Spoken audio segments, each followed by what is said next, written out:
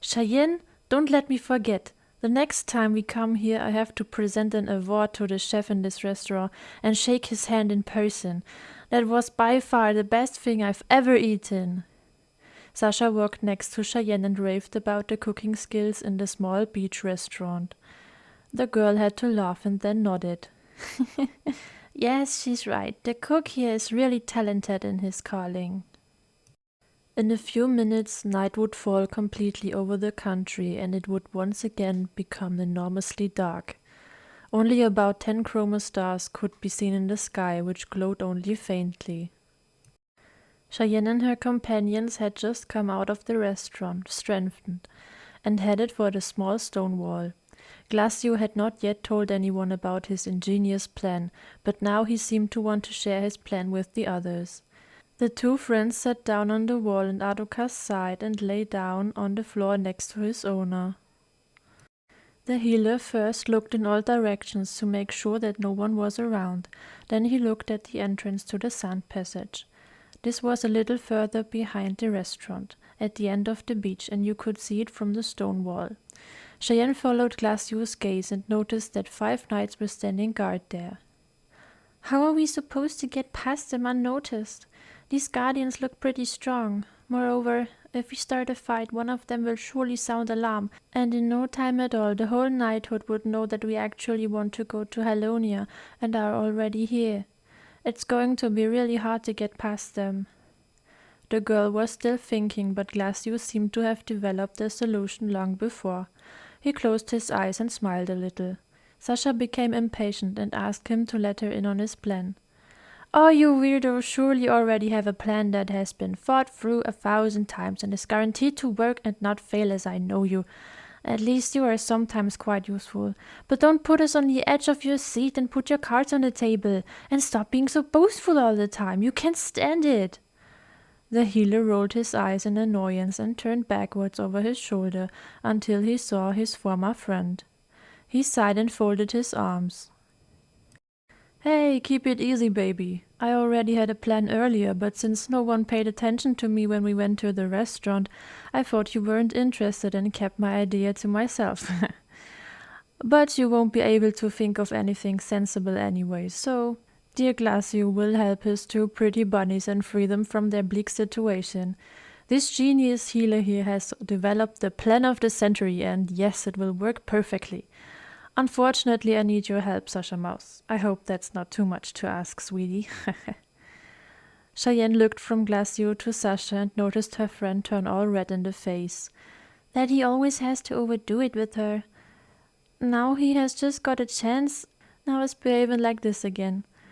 I guess that's always been the case with the two of them. He only teases her, but she lets it get to her far too much. Oh, I can help myself. Even if I'm a little ashamed of it, I sometimes find the two of them really funny. The girl was fully behind Sasha, but she couldn't help but smile at that moment. The healer noticed this and winked at Cheyenne. However, she turned away from him and looked down at the floor. He had obviously expected this and did not let himself be thrown off his game. He became more serious and looked thoughtfully at the sand passage. Then he told them about his plan. All right, girls. You may not like it as much as I do, but it is tactically the smartest option. Unfortunately, it's already too late to buy any more things because the shops are already closed, but we can take that into account now. After all, it's only a matter of time before the knights find out our exact location, especially if Atropax is involved in these plans. With 90% probability, I can guarantee that tomorrow morning the village will already be surrounded here, because if you think logically, it is easy to find out where we want to go. If we are surrounded then by 30 knights, we have no chance. Consequently, it would be a considerable advantage if we were to set off tonight. Basically, we have no other choice. The night will protect us so that the guards will not easily spot us during the passage, and we will be able to leave the continent unnoticed. Then they'll search everything here tomorrow in vain and will gain time. I am sure that Atropax has not only set the normal knights on us, but has also looked for people who pursue us and pass on our positions to him. So it won't be long before the Knights of Light know that we are in Halonia and let us be searched for there, Atropax continent. Anyway, back to the plan. Sasha Mouse, I hope you haven't forgotten how to shapeshift. You distract the knights down there after complete darkness in the form of a sea serpent, and my little angel, fairy wolf Arukas, and my humble self sneak past behind the distracted guards onto the passage. When we're out of sight, you disappear into the sea and come to us inconspicuously. Then we try to cross the sun passage unharmed. We have to take into account that it's pitch dark, that there are most likely Umbraro demons there, that the waves can tear the ground out from under our feet at any time, especially at this time and wind strength, and that it's an insanely long way. I'd suggest we use our weapons after we're out of sight of the knights to see at least a little bit, which you can't really count on me this time. Without my sword, I'd be lost at night, because I'm blind as a mole when it's dark. Angel, in Media Silver you told me that you have no problems with your vision at night. So you should be able to see almost as well as you can during the day, shouldn't you? This means that we will rely on you later. You have to tell us if you see anything in the distance that we can't perceive, because Sasha Mouse and I can only see things that are in the vicinity of our weapon lighting. Of course we would hear when something comes our way. We have developed good instincts, but we still confide in you. You also have to learn to deal with responsibility anyway, and success would benefit your ego. If everything goes according to plan, taking into account all possible problems that may arise, we should arrive in northern Halonia tomorrow morning. If everyone agrees with my outstanding ingenious idea, I suggest that we take action immediately. Cheyenne didn't quite like Glacio's plan, but it was really the most sensible thing they could do at the moment. You really have to give him one thing. Not even Sasha can say anything against it. He's really a genius. If I really am the chosen one, shouldn't I be as intelligent? Why am I still deluding myself that this whole thing is just a misunderstanding? Everyone is so convinced. Besides, Glacio should actually know. And what was that? Sasha can change her shape? Wow! Cheyenne's friend had been speechless, which was really an extremely exceptional situation for her. She nodded without saying a single word. Apparently this plan was the best solution to the situation for her as well, and the young woman acknowledged Glacio's genius without envy.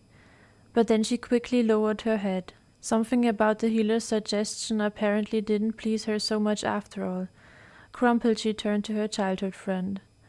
You're asking me to do something you know I hate, and what you're to blame for. My whole life has changed because of it, and now you just want me to deal with it again? You're really a first-class bastard. Cheyenne sensed that Sasha was angry and sad at the same time, and she wondered why. If the young woman could change her shape, that was good. Not everyone would be able to do this, but there was certainly a good reason why she did not appreciate her gift.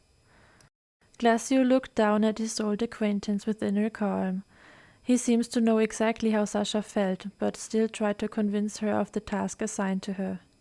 Hey, baby, I'm really sorry to remind you of those memories, but just think of it as a gift that we can make use of and that helps us on our way. You can't change it anymore, so just take advantage of it. You don't have to accept or like it, just take advantage of it, right?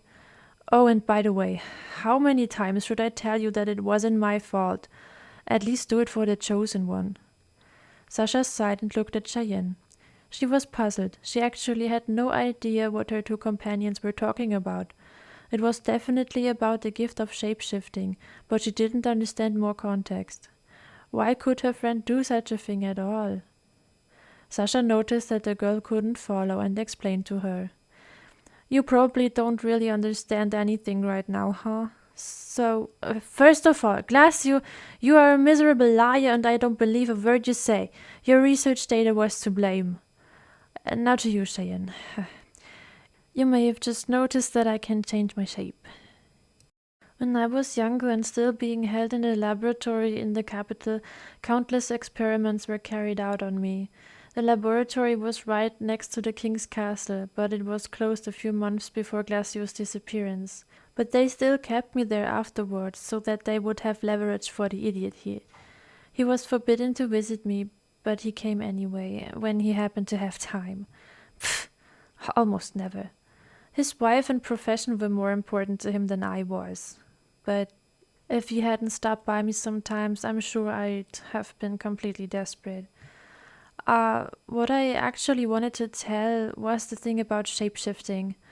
So it was an experiment in luminium conversion, but it failed with the effect that I completely lost control of my body for several months and was in enormous pain. My luminium structure was constantly changing into all kinds of animal shapes. I think I was 15 when all this happened, and then Glacio was still with me every day. He helped me a lot during this time, and at some point I got my condition under control and learned to control it. And the pain also stopped. It may be that it's an advantageous thing, but the memories of it are horrible, and I feel like a monster because of that. This is so abnormal and disgusting. I actually never wanted you to know, but the icicle couldn't keep his mouth shut again. But the worst thing is that his idea is really good, and I don't see any other way to get past the guards. Cheyenne felt sorry for her friend. Apparently it was not only Glacio who had had a tremendously difficult life. The girl couldn't watch Sasha beat herself up like that and put her hand on her shoulder. The young woman raised her head and looked at Cheyenne, tears slowly gathering in her mint-green eyes. Glacio and Sasha have been through so much in their lives. If they just tell it, it sounds bad enough, but both have tears in their eyes when they talk about the past. I guess I can't imagine how cruel it must have been for the two of them back then, if they could still start crying after all this time. They are usually always so strong. Based on her visible feelings, you only really become aware of the extent. I hate the nights. Cheyenne was empathetic and told her friend her opinion on the whole thing. You are not abnormal or weird. You are special, Sasha. You have a gift that not everyone can master, and you have even the strength to control it. To be honest, I don't find this disgusting, but remarkable. You have freed yourself from a seemingly hopeless situation, and that shows how strong your soul is. You should be proud of yourself for being so unique. Make the best of it, and show the knights that they will never get you down. I understand that it's not very nice for you to be so different, but that doesn't change who you are. You are Sasha, my brave, strong friend, who is usually in a good mood and can always make me laugh. You are such a special person, and I am really very happy to have met you. I don't care what you look like. The most important thing is that you are yourself. I like you just the way you are, and that will never change in my whole life. Now Sasha could no longer hold back her tears and hugged the girl stormily. She seemed incredibly happy about her friend's words. Glacio looked down at Cheyenne proudly and also a little moved, confirming to his former childhood friend what she had just said. The same applies to me. Thank you, little angel. You took the difficult, empathetic part of my hands. Sasha moused, if it comes from me, it probably won't help you in the slightest, but I also like you the way you are. You are one of the most attractive girls I've ever met. Beautiful, strong, and spirited. Sometimes you lack politeness and intelligence, but that's exactly what makes you special, and that's what I like about you. Sasha made no move to complain about Glacio this time, even though Cheyenne would have found a good reason for her. But the young woman now seemed to have gained new courage and jumped up. She almost stepped on Adoka's tail. She wiped a few tears from her face with her hand and happily made an announcement. All right, if you two rely on me so much, I won't let you down. Thank you, Cheyenne. That was the nicest thing anyone ever said to me. I'm so infinitely grateful that I found you. You really are the best friend you could wish for. Thank you. My thanks are due only a little, but still, to you, Icicle. Glacio. So then, bring on the knights. I'm ready for anything, and if they attack me, the shreds fly here, I can tell you. You are about to see the most beautiful sea serpent that you have ever seen and will ever see. Let's put this ingenious plan into action. After everything was clarified and the plan was fixed, the small group split up. Sasha walked quickly past the closed doors and over the stone steps by the wall to the beach. There she would wait inconspicuously until the last chromostars had disappeared in the sky and then take the form of a sea serpent. These aquatic creatures were enormously rare, beautiful, and their water-repellent fur was worth an incredible amount of money. Therefore, these successors of the ancient water dragons were often hunted, and were already almost extinct, like their ancestors. The knights would no doubt get enough distraction, possibly even try to kill Sasha and leave their guard post completely, but the young woman could certainly defend herself well enough. The other three also started moving. Glacio led Cheyenne and Adukas past the large apartment building behind the restaurant and down a few stone steps to the beach. They were now at the end of the Beach of Light, because a few meters to the right, away from the girl, there was already a grassy hill. In the meantime, only 3 chroma stars were visible in the sky, so the surroundings were already dark. The healer stood next to Cheyenne, his eyes squinted, and apparently he had already a hard time seeing anything. He almost seemed to be a bit lost. Then Glacio sighed and asked for his prodigy's help. "Oh well, Angel, my fate catches up with me once again. I only see black. Just now it was still going reasonably well. Can you find somewhere near here where it's possible to hide us from enemy eyes?" Cheyenne scanned the surroundings with her eyes and saw a large rock in the sand. She answered her companion. Yes, there's a big rock. We could hide behind it, but what's the point? The knights don't see us at all when it's so dark, and if you can't see anything anymore, they are no longer able to do so, and therefore wouldn't discover us." Glacio shook his head and explained the situation. "Sweetie, I actually thought that would be logical, but either you haven't given it a thought yet, or you really can't figure it out. Be that as it may, I will explain it to you. You can see excellently at night, chosen one of darkness. Sounds logical in this context, doesn't it? But I don't see my own hand in front of my eyes or something when it's dark, as the chosen one of light. I also see fire and chroma street lamps only faintly in the darkness. It must be breathtaking to look at the world at night through your eyes. You can surely see every little detail. I would give anything to be able to see the beautiful night sky with all its special features from your point of view just once." Oh, sorry, I've digressed from the actual topic again. Because our perception of darkness is so special, we can't know how normal people see. By this I mean that it could be that the knights there are still able to spot us, if they would look in that direction, or not. In addition, they have a very important task, and therefore it's quite possible that they have been presented with the best equipment with the latest technology directly from Mechatropolis. Night vision devices. But when I look at these 2 chroma street lamps at the entrance to the passage there, they don't really need such effort. They should see enough, at least in their environment. And in the end, it's only the entrance that they have to guard anyway. It's almost strange that they didn't put up any light lanterns. These are something like their distinguishing mark. But I hardly assume that the guards don't want to freeze at night. Since white light does not emit any heat, they have to resort to the good old chroma shine. In addition, they would need a floodlight to illuminate the surroundings as much as the chroma glow up there now. But these lamps are huge. You must have seen them before when you were at the research station where your grandparents were held. These floodlights would definitely not be able to stand still in the sand. Well, I hope my explanation is enough of a reason for you, and you agree if we hide. You run to the rock and I follow your steps. I can hear excellently even at night, just like you, judging by my observations. I think your hearing is even a bit better than mine. Besides, you don't have to hold my hand and lead me to the rock, doll. It's a pity, don't you think? The healer grinned, but Cheyenne just sighed annoyed and ran off to the rock. Adukas was the first one to reach the finish line and crouched on the ground. Then the girl arrived and crouched down next to the fairy wolf. Glacio also managed to join the two, and together they waited for Sasha's diversionary maneuver. Cheyenne had a good view of the entrance to the sand passage, which was quite a distance from her current position. She and her 2 companions would have to run very fast as soon as Sasha appeared, and not take too long, for the sake of her friend and her own, because the knights would not be distracted forever. As they waited, Glacio sighed and began to whisper.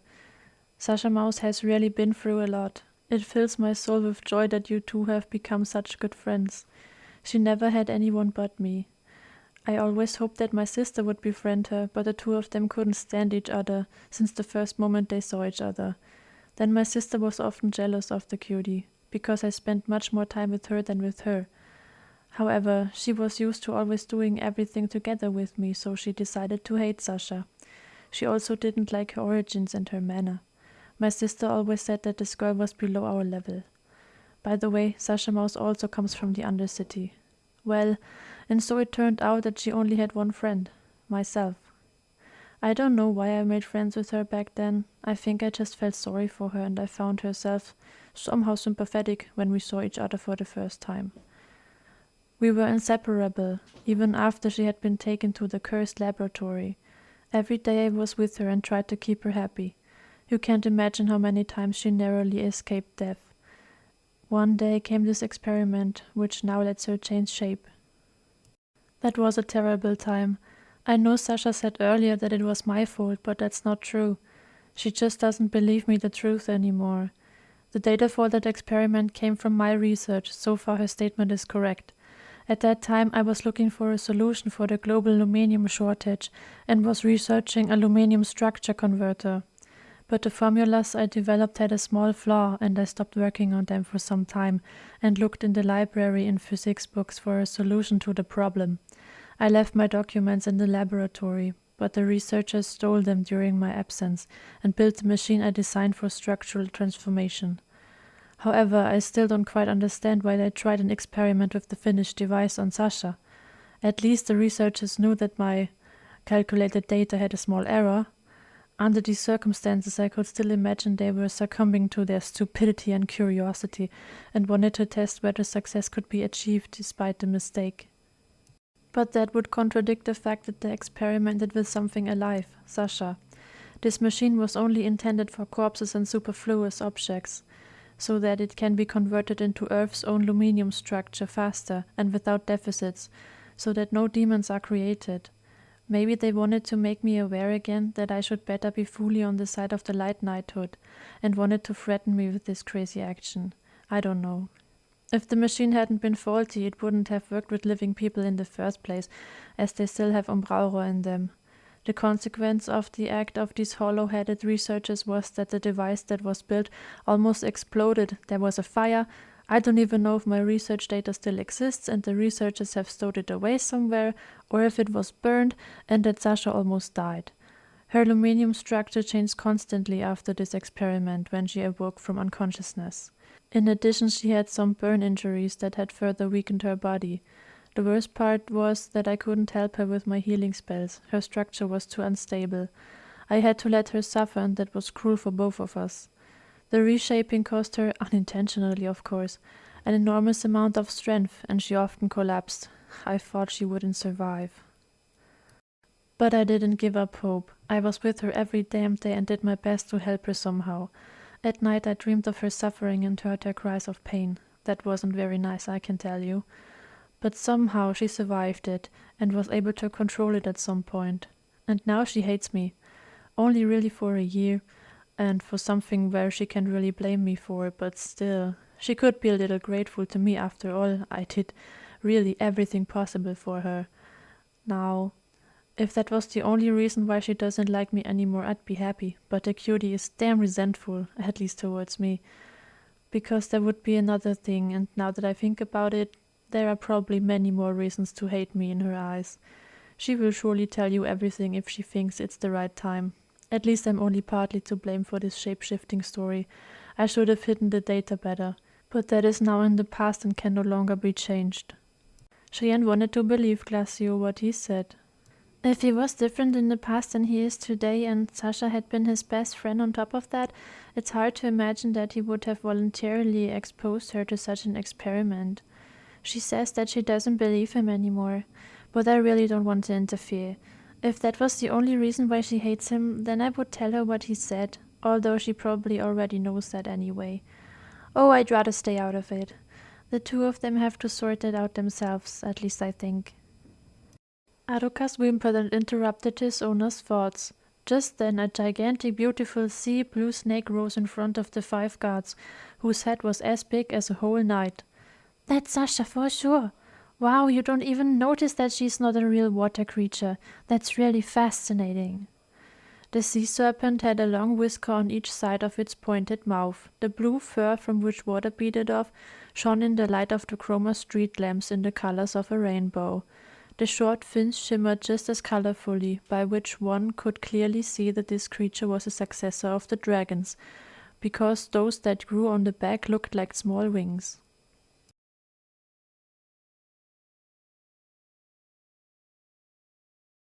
Glacio tapped Cheyenne on the shoulder. "Now or never, little angel." Then the girl got up, and together they all ran towards the entrance to the sun passage. This time, Adukas preferred to follow his owner and her companion rather than run ahead. "Hopefully we can do it now." The sand under Cheyenne's worn shoes steadily slipped away, making it much harder for her to walk than usual. Normally she was a very fast sprinter, and even in races against Xaver she used to win consistently. However, she never had to run on such difficult terrain before. However, the girl was not the only one who had problems. Glacio ran right by her side, tried to keep up, and the sandy ground slipped away under his feet. Cheyenne glanced back and saw that Adukas, who was moving, almost jumping, was also struggling. Sometimes he even stumbled. The fine sand dusted up enormously behind them, but made almost no noise when you moved on it, a fact that proved to be a great advantage for the three. The cold wind of the night blew through the girl's silky hair and sang her a tense, almost threateningly ominous song.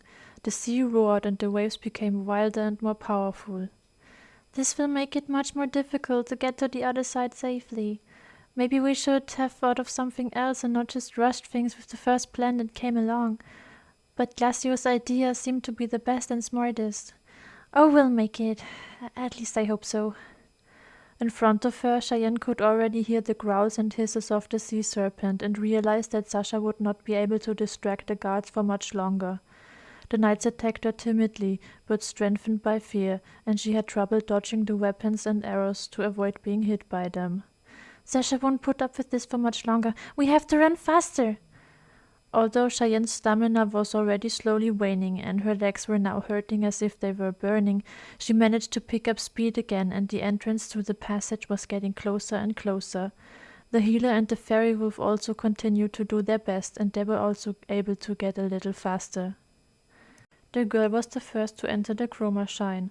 Now the knights would be able to spot her without any problems should they look in her direction. But just at that moment the sea serpent hissed and bit threateningly into the void right in front of the guards' heads. She bared her teeth and then growled again. The long tail was also used and just knocked over a knight. "Thank you, Sasha." Cheyenne tried to stop her heavy breathing and held her breath to be as quiet as possible, because the guards were only standing about 10 meters away from her. Glacio seemed to have had the same idea. Adukas simply ran along the water and overtook the girl to get out of the danger zone faster. Now they had actually reached the entrance to the passage and left the guards behind. Cheyenne began to breathe again, which was urgently needed because she had almost become dizzy, but she knew it wasn't over yet and had to keep running. The sand had exhausted her legs so much that every further step was torture, and she sometimes stumbled, but fortunately did not fall. "I have to persevere. Only a little bit more and you can't see any chroma glow in front of you." In fact, the colorful glow became weaker and it became dark again, black in all different tones and intensities that only Cheyenne, the only one among her companions, could perceive. The girl's heart raced as she came to a stop.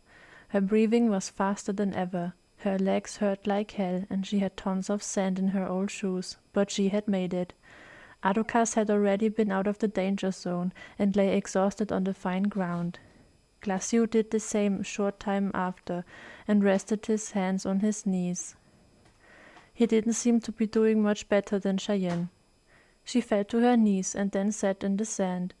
However, his and the Chosen One's recovery did not take much time. Soon they were somewhat recovered from the ordeal and looked at Adukas, who stuck out his long pink tongue and lay on his side, completely exhausted. Glacio smiled.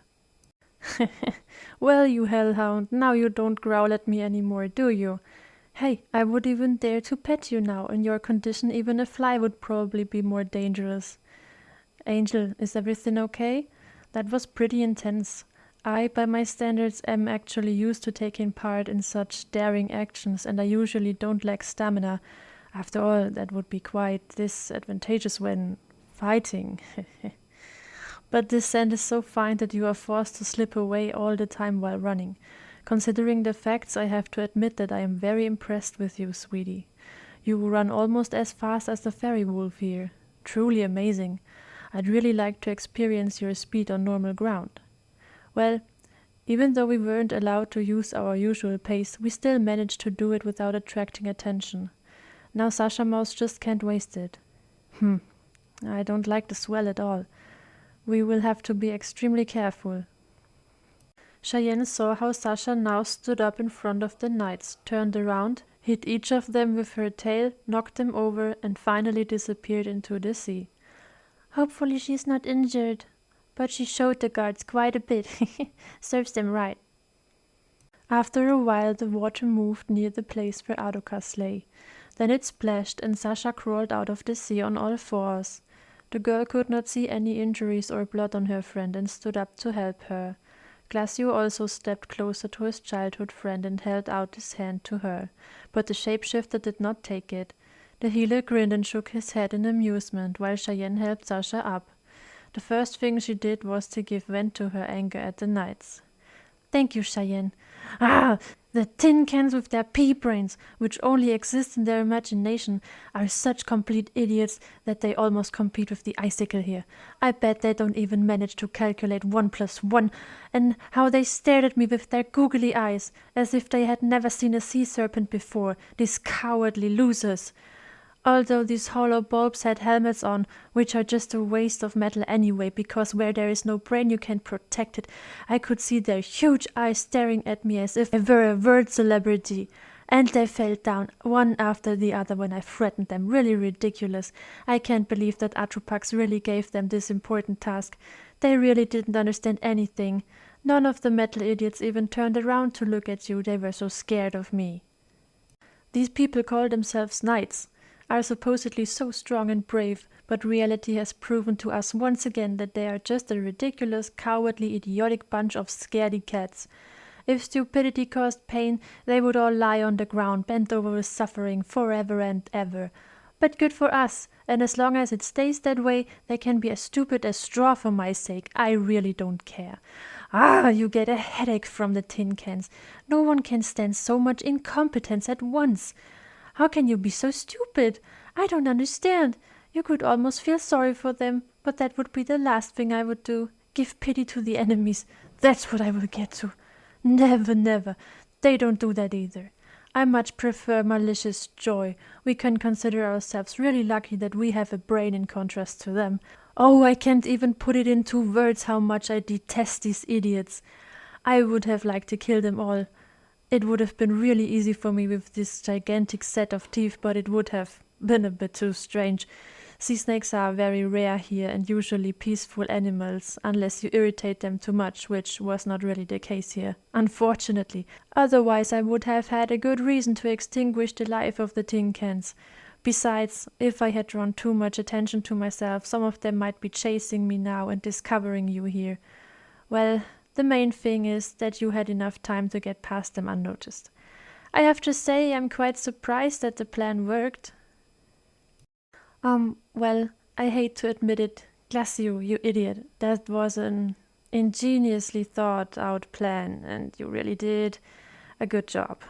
I can't believe I said that now. Never mind. What's our next step? Just go on like this? Well, we don't have much more choice, but I can tell you one thing. There are a lot of demons lurking underwater as far as I've seen, and the waves are very strong. Wow, that was really an announcement. Who would have thought that she would come up with so many insults for the hated knights?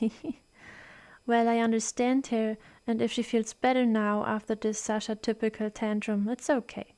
I'm sure that Glacio and I would have put it differently, but actually she speaks from the soul with what she lets loose about the knights, only in her special way. So now it's on to the Sand Passage, to Halonia.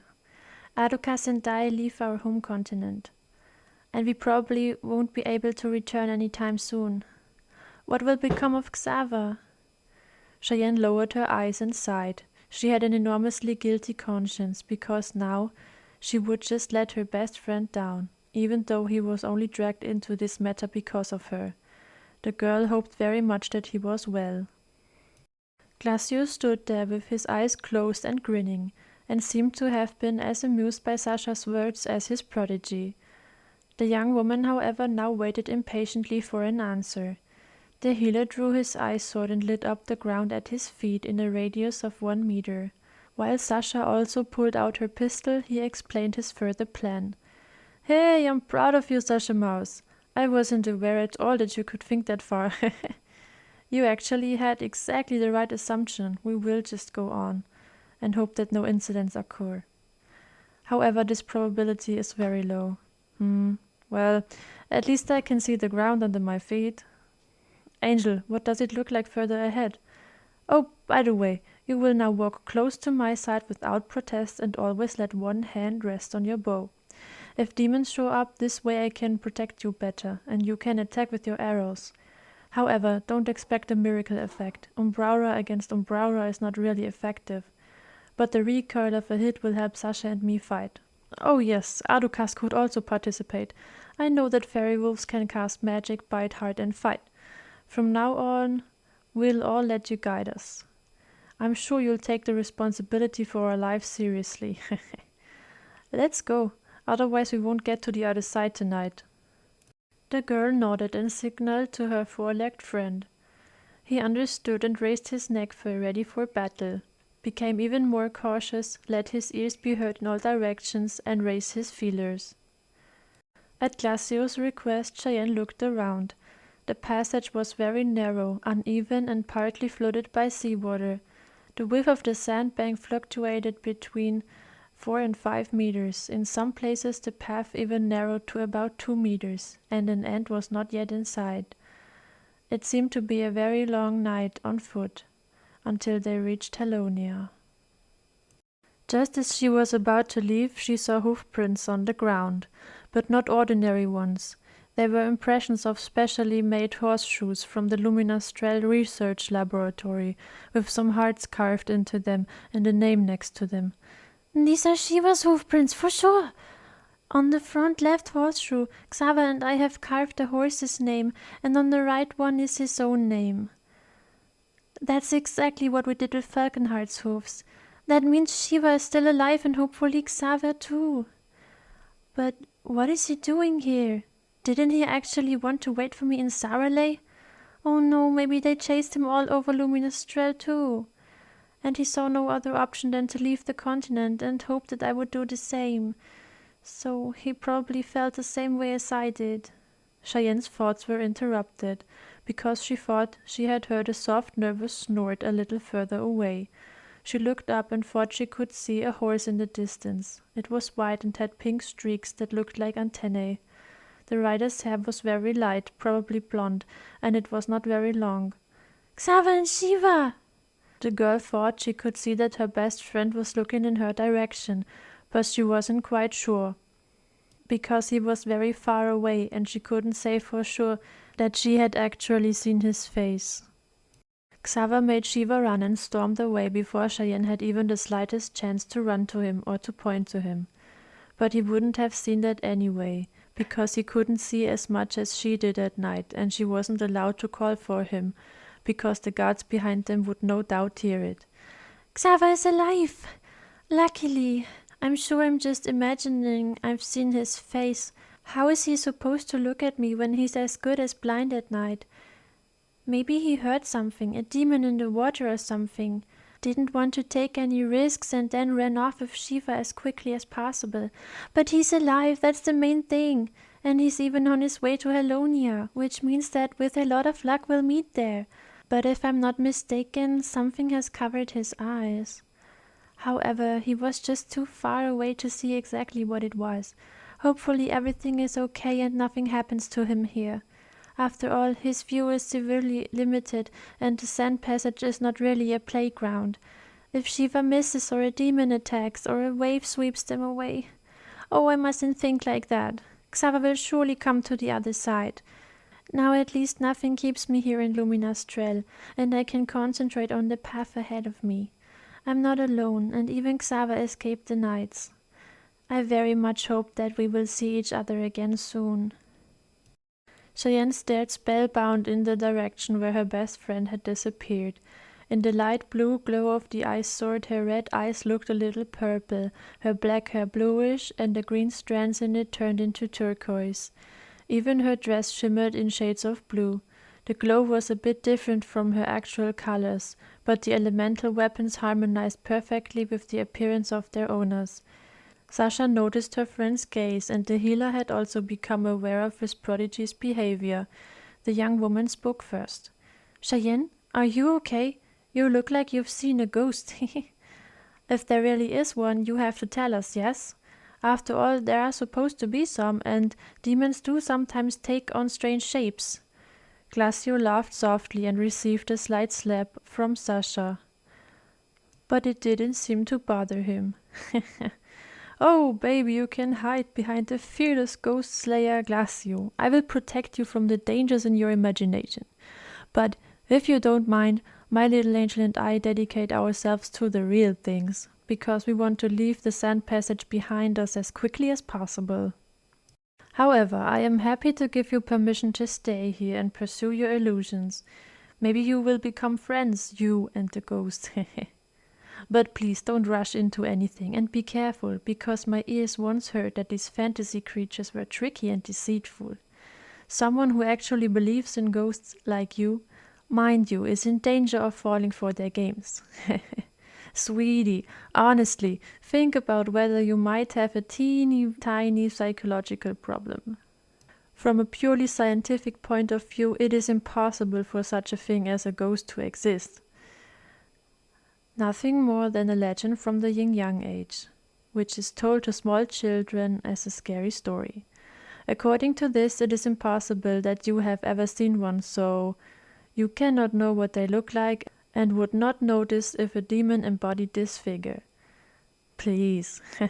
"How old are you?" The healer visibly enjoyed teasing Sasha, but Sasha didn't want to let his comment sit on her. "Ah, you idiot! At least I'm not as conceited and arrogant as you are. And just for your information, in case you idiot have forgotten, I'm 19, a year younger than you. But on a mental basis, I'm way ahead of you. In contrast to you, I survived this childhood phase many years ago and am now at least reasonable, which really can't be said of you. Besides, I didn't mean it that way." Sasha turned red in the face and was once again excessively annoyed with the healer. He had closed his eyes, put on a broad grin, and let his childhood friend talk. Without responding to her words, however, he turned to Cheyenne and asked more seriously, "Hey, little angel, it just seemed to me as if I had heard something. An almost familiar woman's voice. But I guess that was just imagination." "Don't you think so? But before that, I could hear the distant snorting of a horse. What did you see?"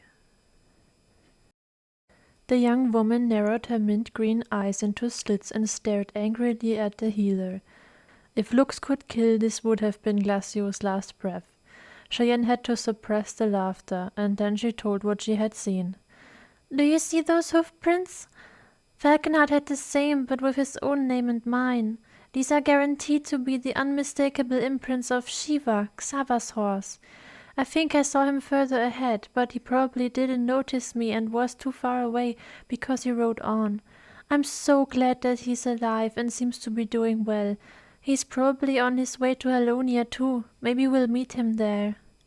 She looked joyfully at the part of the sand passage in front of her, and Adukas barked quietly and happily. Sasha forgot her anger at the healer and rejoiced with her. "Oh, that's wonderful! Then you don't have to worry about your friend anymore. We will definitely meet him soon. I believe in it very strongly." Glacio was the only one who didn't seem to be so enthusiastic. This Xaver is a human being. Consequently, he does not necessarily see well at night. That raises some questions, doesn't it? What is he doing at this time on the dangerous sand passage? Well, it may be that he is on the run from the knights just like us, but you said he rode away quickly. How can it be that he storms over the sand passage at a gallop when he can only guess the way ahead of him? In this case, shouldn't he actually move more slowly and carefully? Even if there are dangers, his behavior increases the chance of an accident. But I guess that could also be explained, because if he really heard something that worried him, he could have acted without thinking, maybe out of fear. But what I really don't understand, how is that he rides a horse around on the sand passage when it's forbidden for normal people? How did he get into the village with the animal or through the guarded access to the passage? After all, it's only reserved for the knights. And he can sneak past them without a sensible distraction maneuver. Strange, don't you think? But Sasha shook her head angrily, and Cheyenne justified her best friend. Glacio, are you saying that Xava is in cahoots with the knights? What got into you? Are you crazy? Xava would never betray me. Before he did, he would rather die, he swore to me as a child. Just like I told him. Shiva is a very fast horse, which means that he may have waited for a favorable time and then galloped quickly past the guards. And maybe he rode along the outside of the beach so that the two guards in front of Vacorales couldn't spot him. Don't ever say things like that about Xava again. You know our deal. Let's finally go. Sasha nodded and looked at Glacio reproachfully. The latter had turned away after his prodigy's last set and stared sideways at the ground. He seemed to want to contradict, but did not dare to do so, and gave in to Cheyenne's words. Then all four started moving. Aduka snuggled up to his owner's leg so that she could hardly put one foot in front of the other, but she let him do what he wanted. After all, he just wanted to protect her. After a while of silence, Cheyenne turned to Sasha. So if you don't mind, I'd like to ask you something about your shapeshifting.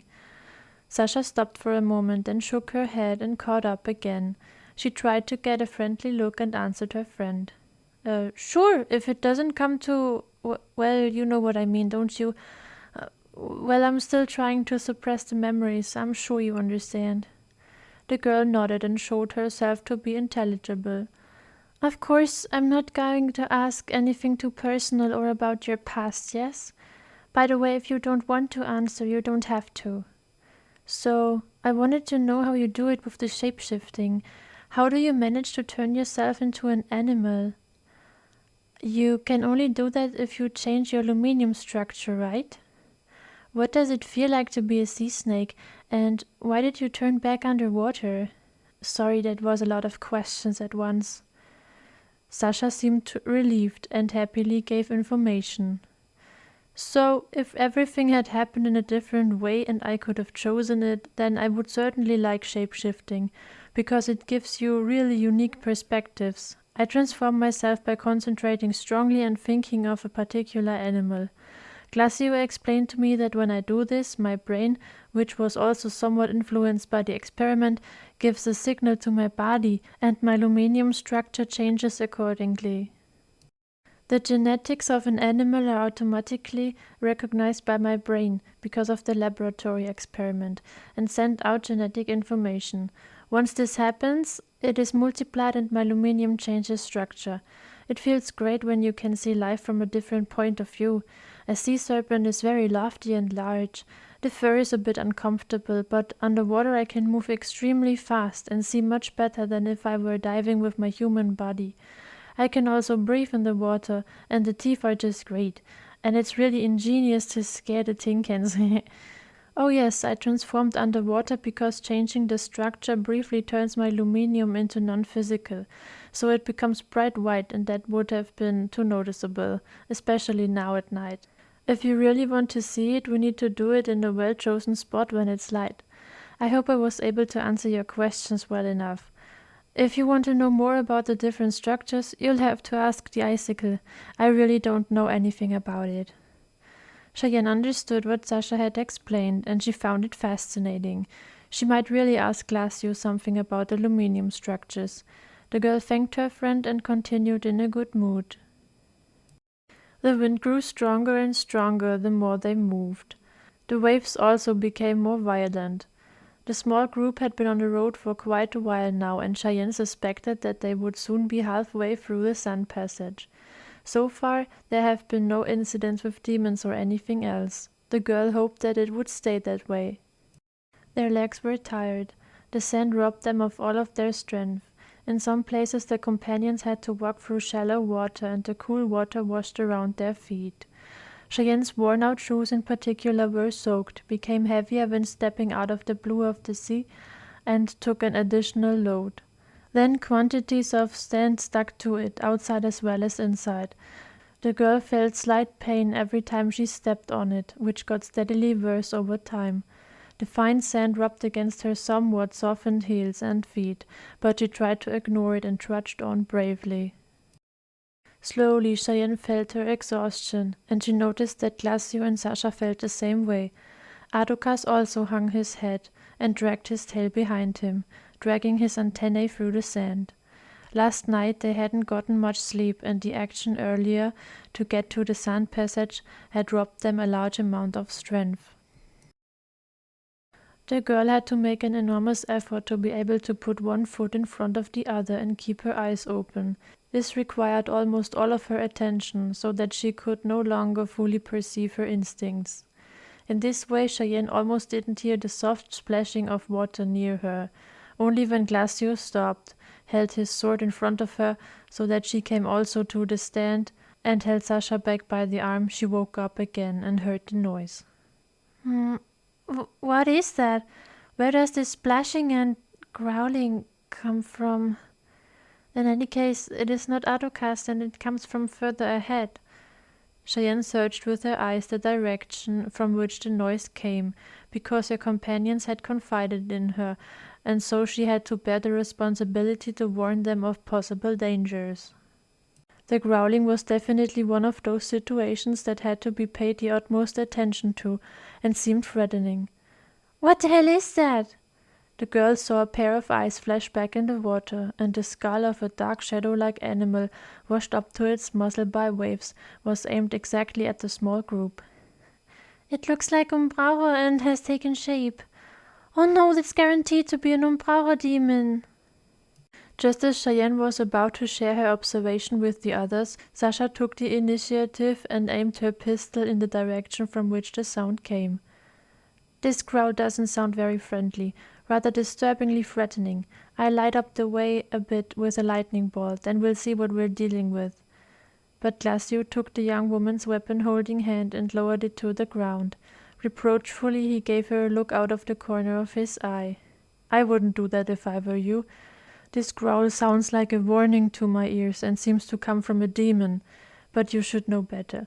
After all, I am informed that, even if you deny it, since then with a share of up to 46%, you have been able to understand and interpret the behavior, instincts, and sounds of animals. Demons embody these beings, so they are 90% equal in everything. The only difference, apart from their appearance, is that they are much more bloodthirsty and aggressive. Stop ignoring this gift and make use of it, at least on this journey and in situations like this. I know you've understood that you shouldn't do exactly what you were about to do. Even a toddler could have interpreted that. It was so obvious. If you want to mess with demons at all costs in your free time, it's not of interest to me, but at the moment we have a responsibility to bear. Keep in mind that you're not the only one here. If you provoke that creature up there, it will attack us before you can get into a position ready for battle. I'm assuming it's an Umbraua demon, and you know how fast they are. But even if it were a creature of the not-so-speedy Luminium kind, you would be putting your friend in danger here if you set it on us. Even though you are informed of all this, you remain stubborn and want to act against all reason just because you cannot come to terms with your past. I understand that it's hard for you and you can fight against the facts forever if you don't have such an enormous responsibility to bear. But now is not the right time for that, and I expect you to pull yourself together and not involve my little angel into trouble through your irrationality and personal concerns. If you can't help it, at least put us in danger during the day, when each of us can see enough. Earlier you said you were more reasonable and mentally mature than me, but what I am seeing now invalidates your statements, so pull yourself together and think before you act for the sake of your friend. Glacio spoke quietly and calmly, stood motionless, his gaze directed in the direction of the ominous growl. Adokas had his ears back, and his posture resembled that of the healer. Sasha just nodded without objection. She now seemed to be of the same opinion as her childhood friend for a change. Wow, I always thought that Glacio would doubt Sasha's intelligence, but after what he said now, you can really tell that he knows exactly how smart she actually is. After all, he knows her very well. So he really only teases her when he insinuates that she is not necessarily intelligent. Sasha is also smart. She just sometimes exaggerates everything a bit and always rushes everything a little, but that's because of her temperament. That's just the way it is. I don't mind. I like her the way she is. Although sometimes Sasha should really think a little bit more before she acts.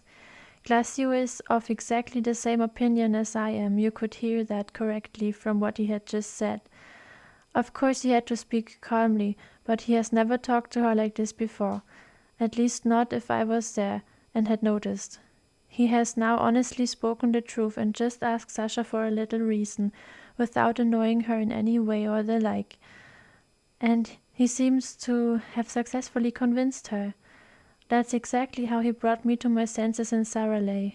Glacio always knows exactly which words to choose to achieve something. Almost amazing, but also creepy. Oh, the demon comes out of the water. I have to tell him what I see. Glacio stood in front of Cheyenne and pointed his sword in a favorable and suitable position for him, ready to attack. The girl grabbed her bow and calmly told what was happening in front of the small group. Glacio, you're right. It's an Umbral demon. It looks like a big cat, has 2 huge fangs, long powerful claws connected by webbed feet, a tail at the end of which is a kind of spiked ball, small fins on the legs and sides of the chest area, and a long whale-like mane that moves like water. It is still just standing there and growling in our direction. Now it lowers its head and bares its teeth. The teeth are gigantic. Cheyenne's voice began to tremble and she became nervous. The demon was much larger than the one she had seen in the woods of Luminastrel. She estimated that this one was about her height. The black creature would only have to bite once to separate someone's head from the body. The girl was afraid. However, not for her own life, but for that of her 3 companions. She wouldn't even be able to stand by them in battle, and would have to watch as others once again risk everything for her protection. This fact was enough reason for another guilty conscience on her part, which made a cold shiver run down her spine, her heart beat up to her throat, and she began to tremble. But the healer in front of her relaxed his posture a bit, now that he seemed to know what they are dealing with, and turned his head sideways over his shoulder to be able to look at his prodigy out of the corner of his eye. He let the girl share his suspicion. "Thank you, little angel. According to your description, we are facing an Aquatigeris demon. As animals, shades of blue and turquoise adorn their fur, but caution is advised, as their spiked tail fatally poisons anyone who comes into contact with it. They live both on land and underwater, but they have to surface constantly to catch their breath. A rare tiger subspecies that, according to records, is said to have appeared sometime after the apocalypse. Due to the change of world, life, and bodies, the aluminium structure is said to have changed in the direction of water beings, in connection with its original origin, a remote island south of Halonia. At that time, there were too many tigers in this part of the world, and they crossed the sea to other places to escape the lack of space. Today, only a few of the original animals live on the island, as well as in the rest of the world, and the Aquatigeris are almost extinct. Too bad, if you ask me. They are very beautiful, intelligent beings, and their exploration is not yet complete. Be that as it may, under the fact that Aquatigeris are peaceful creatures and do not attack for no reason, this is definitely a demon. Confusion is impossible. We'll deal with that, don't worry. But this is interesting, because demons usually turn into a figure that is nearby, which means that there is a swarm of Aquatigeris living here somewhere. Just stay back, little angel, and let's take matters into our own hands. We'll send this troublemaker back to where he came from." Your beautiful, courageous, ingenious, and breathtaking hero Glacio will protect you, the angelic princess, and defend you with his life.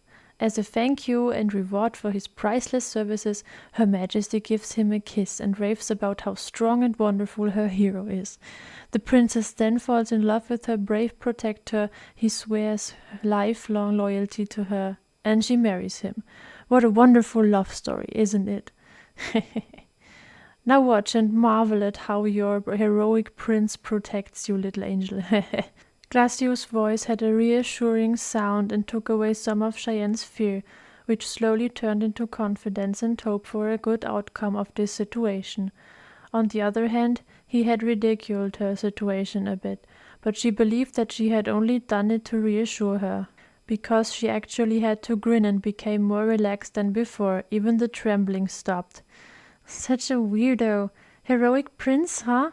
Oh yes, really. Where is he supposed to be? I don't see such a dignified man here.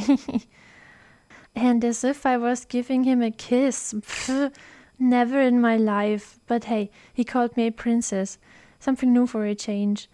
And I would never fall in love with him. How does he always come up with such things? He must be dreaming. Well, Glacio, hopefully the demon will really be as easy to defeat as he said.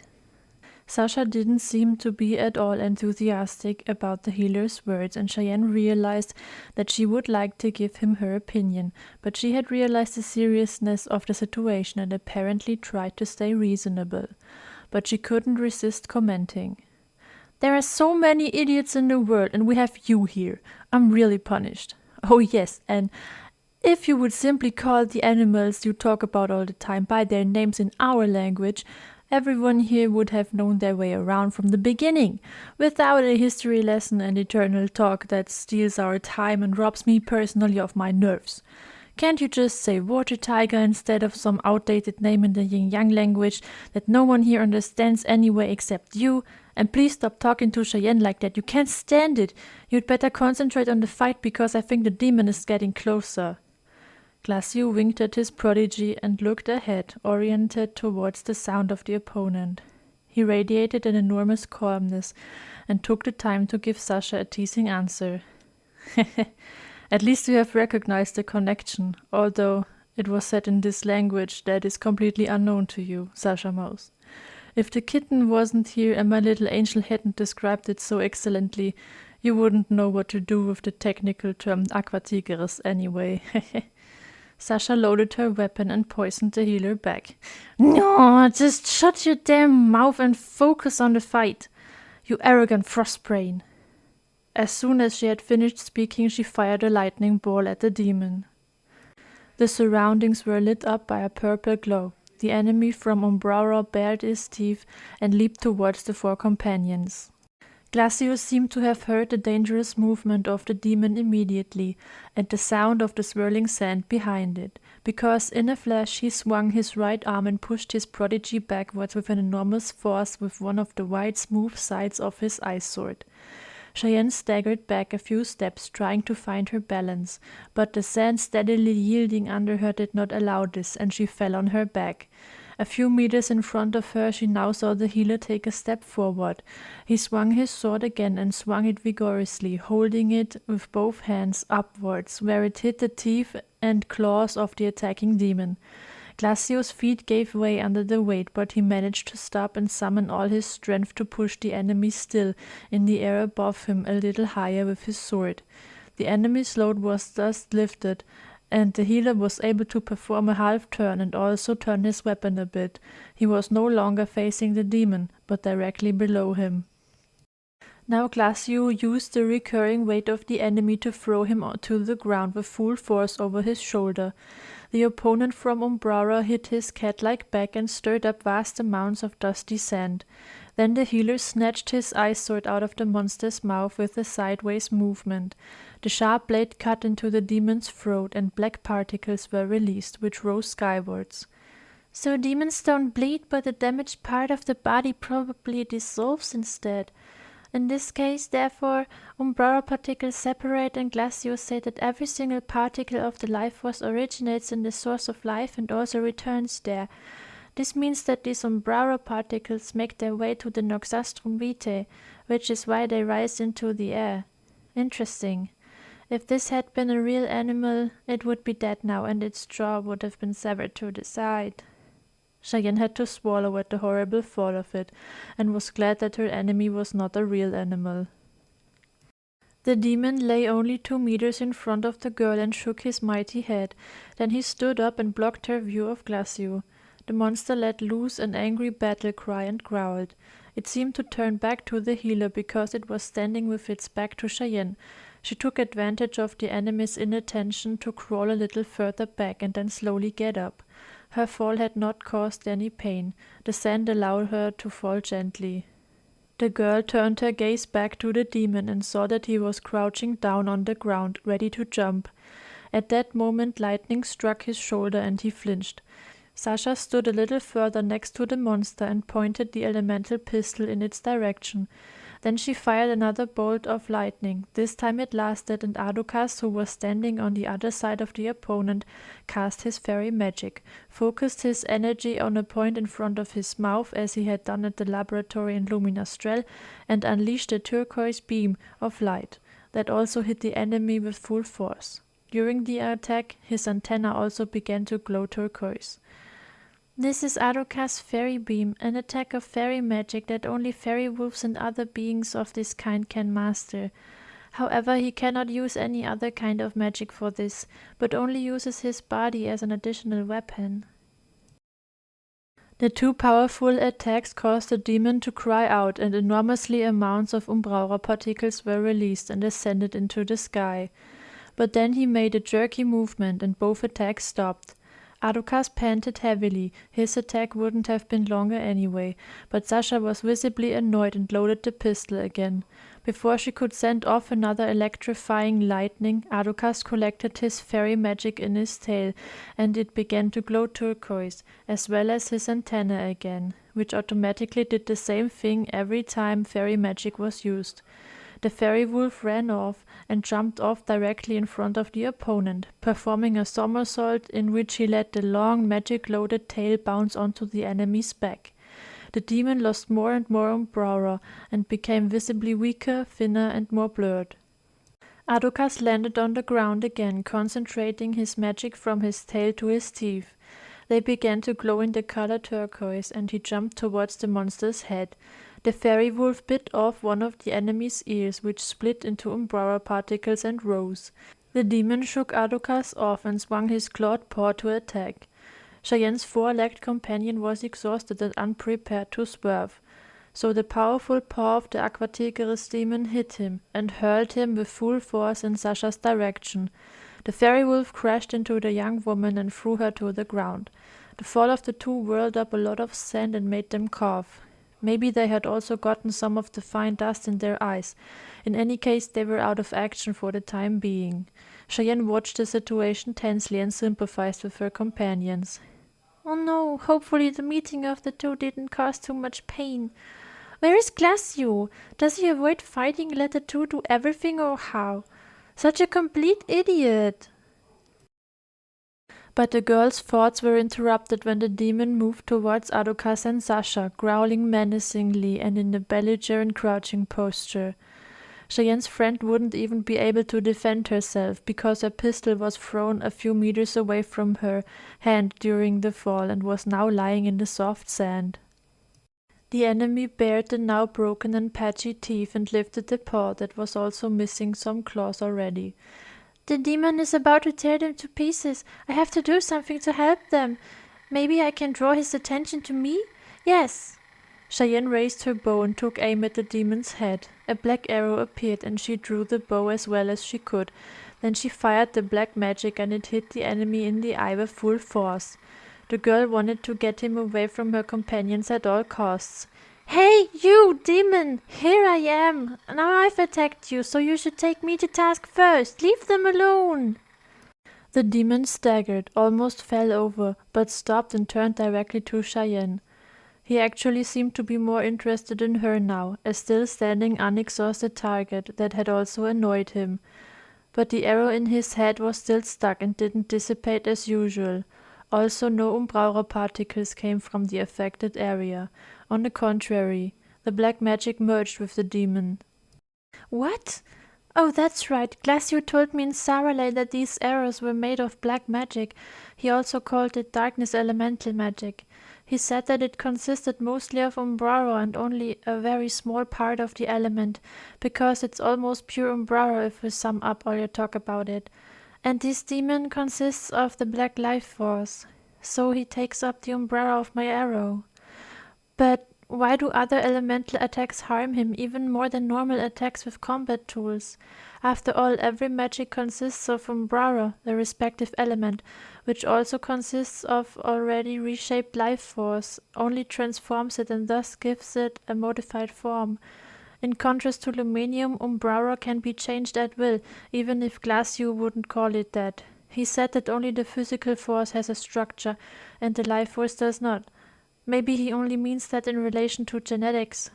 In contrast to Umbrara, Luminium has one, if you think logically, but they are both changeable.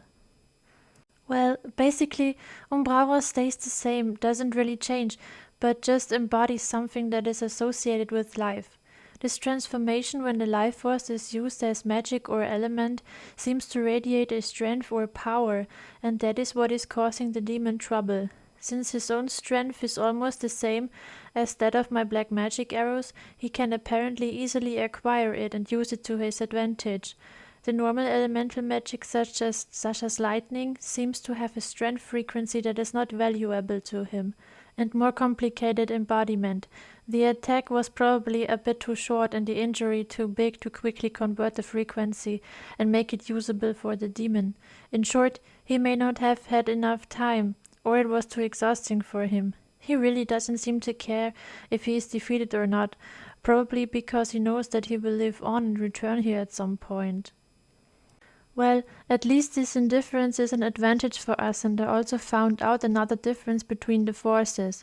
Umbrara, the life source, has different frequencies that it embodies, and that can easily be transmuted through strong control of the will, touch of other frequencies that already embody elements, or it can change all by itself. Luminium, the power of forms, has a structure or genetics that represents all objects and bodies in the world. Everything that is tangible, and it is very difficult to transform it, usually only with the help of research, which does not seem to be advanced enough for it at the moment, unless it changes on its own, but it takes a lot of time. I think now I have understood everything about it so far. It's always better if you can explain things to yourself. I mean, Glacio has already explained it well, but only now I have really understood it. But that's really complicated. If there are really gods and they created our world and the forces, they must be geniuses. Umbrara is also much more complicated than Luminium, so the goddess of darkness should be smarter? No, wait. According to Glacio, the goddess created a new world on her own, but that contradicts itself then. Why would they make Luminium appear white? Strange. Maybe the gods are just really a superstition. The demon growled and tore Cheyenne out of her increasingly wandering thoughts. The enemy scratched his paw furiously on the sandy ground and hissed vigorously. The girl flinched. She had been so absorbed in her thoughts that she had almost forgotten what a disastrous situation she was in. However, time seemed to be her ally, because it seemed to her as if she had thought about it for quite a long time. So the demon would have had enough opportunities to attack, but it was still in the same place as before. Cheyenne was glad that she now understood more about the powers, but she was a little annoyed. Now it had often happened that she sank into thoughts in the most dangerous situations, and found out useful things on her own. When she thought, time almost seemed to stand still. The demon let out a powerful roar and would not stand still for much longer. The girl's heart jumped in fright, stopped for a moment, and then began to race. She didn't like to admit it, but now she was actually a little scared. Ah, why do I always have to think in such situations? I don't understand it. I should actually concentrate. Why do I always come up with so much? It's almost as if danger is boosting my thinking. If I could think about combat instead of any other things, it would really benefit me. And either I think enormously fast or time slows down. No, that's impossible. I have to think of what's in front of me, the demon. So, I seem to have been able to draw his attention to me. Good. Well, at least for Adukas and Sasha. Oh no, now he's coming at me. My arrows are ineffective. Dodging will be very difficult with this size, and otherwise I can't defend myself. That was kind of a stupid idea. So much for Sasha to think more before she acts. But I had to do that. Now at least they're safe. That's the most important thing. And what do I do now? I have to come up with something very quickly. Now I should come up with something as clever as before. But now that I have to think really fast, I can't think of anything. There must be something I can do. But Cheyenne put too much pressure on herself and became too nervous to think rationally and find a possible solution to her problem. The demon didn't give her any more time for that, because he crouched down and then jumped directly towards the girl. She followed the monster's movement rigidly, and there was not even a way to dodge. The enemy's paws were too big and enveloping, and the demon came too fast for her to run away. In view of these facts, it didn't matter what she did. Cheyenne only took a step back, narrowed her eyes, gritted her teeth, and gathered all her courage, then stopped and looked directly at her opponent. The only thing she could try was to somehow get so close to the head that the claws didn't catch her, and then quickly jump away so that the mouth couldn't catch her. I have to try, but it will never go well in my life. Why can't I just jump through him if he's made out of umbraura? But if that were possible, the demon would not have been able to hit Adukas earlier and throw him away. It almost looked as if the two had not touched each other so directly, or only briefly. Maybe it works the same way as with magnetism, and the umbrara in us somehow repels the outside, as well as possibly the frequencies. Oh, I guess I can't get out of this situation. Now I'm really scared myself. But the others are almost never afraid. In any case, they don't show it, and Glacio certainly doesn't. I also want to be so brave, but I just can't do it. Maybe that will come with time, but that will probably be over for me in a moment. The wind played with Cheyenne's hair, and the demon's sleep seemed like an eternity. A tear flitted down her face. Maybe because she would now leave Adukas and Xava forever, or because she didn't live up to the expectations of her companions Sasha and Glacio, with everything that entailed. The enemy was barely a meter away and was still in the air. But then, shortly before he met Cheyenne, he completely shattered into countless umbraura particles, and 3 thin, enormously pointed icicles became visible, floating in the air in front of the girl. They had destroyed the demon and now apparently stopped. Behind them, a little farther away, stood Glacio, holding his hand, the one that did not contain his sword, parallel to the ground. In the palm of his hand, focused magic shone in a light blue hue. A magic circle at the healer's feet was also colored, and his eyes also shone in this color. He uses elemental magic. His eyes glow light blue. Usually they're not like that, that is. When you do magic, the eyes start to shine. Wow. And he saved me once again. Now I also know what saved me from this man with the double blade on the beach of light. Glacio's ice magic. I can't believe it. Again, nothing happened to me, even though it looked so bad. In the meantime, I really have to speak of a miracle. But I hate these situations where I depend on others. I really have to learn to fight myself. Somehow it will work, even without a sword. But for now, I'm just happy to be alive. The healer closed his eyes, and immediately afterwards the circle disappeared. The glow in his hands and the 3 icicles in front of Cheyenne shattered into millions of ice shards. It looked beautiful. Glacio lowered his hand and opened his eyes, which now looked normal again. Then he grinned mischievously at his prodigy. Sasha and Adukas had got back on their feet, and the young woman knocked the sand off her. "Hey, Frostbrain, that was pretty close again. At the last second you finished summoning these icicles, but you've forgotten a lot. It has to be faster again. Like it was back then, you know that, right? But I know how much you love these performances. Such a last-second rescue action just makes more of a difference, especially when it comes to impressing girls, doesn't it? Complete idiot. But this is Cheyenne, and it's your job to protect her, not to impress her. Well, at least you managed to do it at all. Cheyenne felt the weight off her heart. Everyone seemed to be doing well, and the danger was averted for the time being. Glacio paid no further attention to Sasha and only looked at the girl. He certainly wants to hear a thank you. At least I hope so. I don't want to give him a kiss, as he said earlier. But Sasha wouldn't let that happen anyway.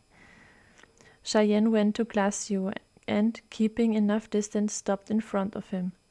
Thank you, Glacio. You saved me again. The healer tilted his head and came closer to his prodigy. Nothing to thank, little angel. Whereby, your brave hero has already actually earned a reward, if you're honest. What about a little kiss on the cheek, huh? Cheyenne blushed and wanted to run away. She would never give him a kiss. After all, Sasha had protected her too, and she didn't want anything in return.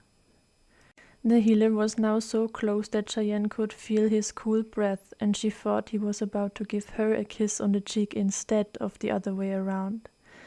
He even brushed a strand of her hair out of her face, but only touched her briefly with the tip of his nose and whispered the most revealing words Cheyenne had heard in a long time.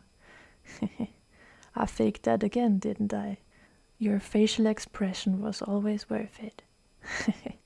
Little angel, Sasha would kill me if I seriously demanded a kiss from you. I just tricked you. Then he stood by her side and put his arms around her shoulders.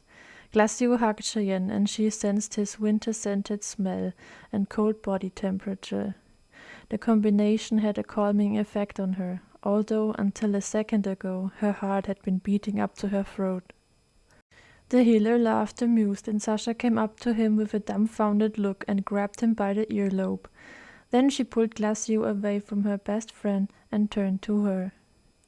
I won't let him annoy and harass you. This complete idiot is so incredibly exhausting.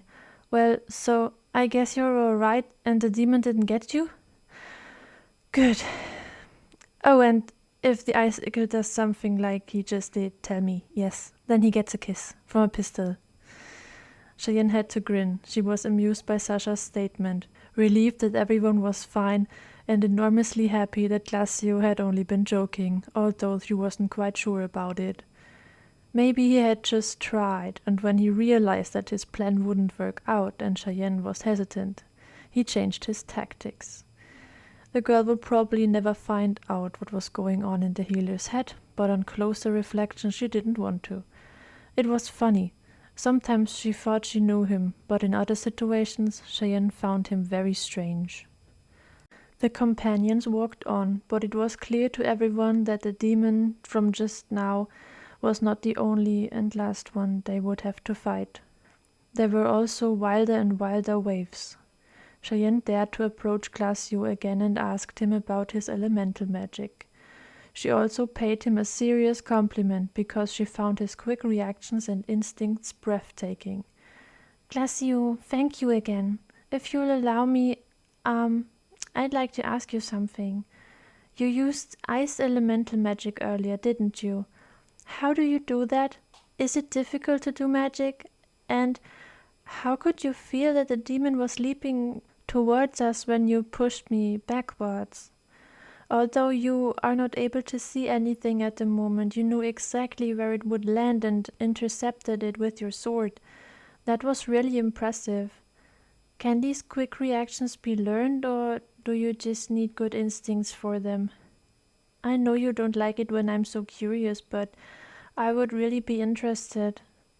Cheyenne averted her gaze in embarrassment, but she could feel that the healer was looking at her for a moment before he played with the handle of his sword in his hand and let it rotate elegantly with skill. He turned his gaze forward again, and the girl did the same shortly afterwards. In a calm and serene voice, Glacio answered all her questions.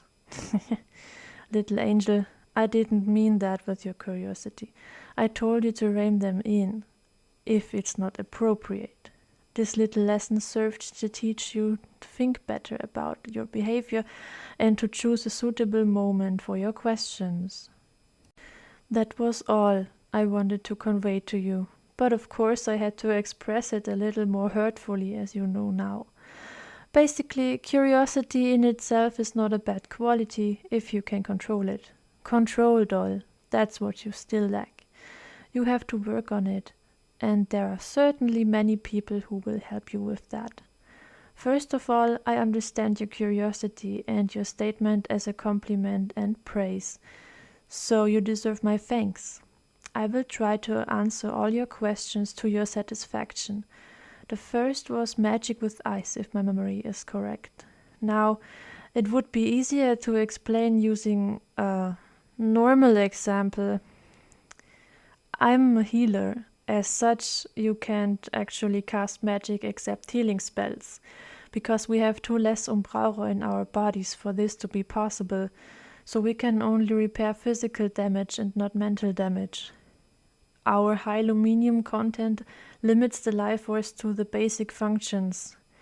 An example, instincts, the soul, the feelings, and intelligence, which can be generated by both forces. There is no room left for excess umbrara that can be used for magic. If I hadn't taken part in this childhood experiment back then, I wouldn't be able to conjure up magic, and it also works differently for me than usual. While normal elemental magic is cast by umbrara, which you already are aware of, I use luminium. At least when I do magic myself. My sword uses umbrara, just like any other elemental weapon. Now you surely want to know how it is possible to summon magic with luminium, the power of forms and bodies, am I right? On closer inspection, my type of magic does not fall under the mentioned category. It is much more a gift combined by, more or less, luck and chance, rather than real magic. First of all, my body has not been able to store heat since the experiment, as you know. Then, my element is ice, which means I can handle the cold well from birth. In addition, I am a healer and it is possible for me to master luminium surprisingly well. Last but not least, I am also incredibly intelligent. Now, when I conjure up ice magic, it's just out of a chain reaction of these things. I get luminium from a healing spell, the strength of which I choose, so that more or less ice, more or less powerful or weaker, should achieve the final result in the end. I concentrate and focus the summoned luminium of the unphysical form, as usual, on one place on my hand, if strength is needed in both. Then I think of the luminium structure of ice and the shape I would like. My brain sends out the information and sends it to the focused luminium point in my hands. The white power remains cold due to my heat-repellent body, and in combination with my element and the information, it is possible to make the whole thing even colder, and the shape of ice is created, such as an icicle, the simplest result. However, I can only conjure up correct forms and not hail or snowstorms, or the like. The latter is only possible with elemental magic with umbrauro. In addition, my magic only works if I don't touch anyone. If such a case occurred, it would remain a healing spell, insofar as I can unfortunately only cast magic with my hands, in contrast to the real wizards. Now to your next question. I guess all magic is just a matter of practice, and for some it's more difficult to conjure, for others it's easier. I had a lot of problems with magic when I started, and it really took years before I could master the ice as I do today. As a child, I always wanted to be able to cast other magic besides healing spells, so Atropax, my parents and I came up with the possible technique, and it worked. Accordingly, it is difficult for me to judge the normal situation. But healing is also a form of magic, and I learned to master it faster. I would say that magic requires full concentration, also talent, an enormous amount of practice and patience.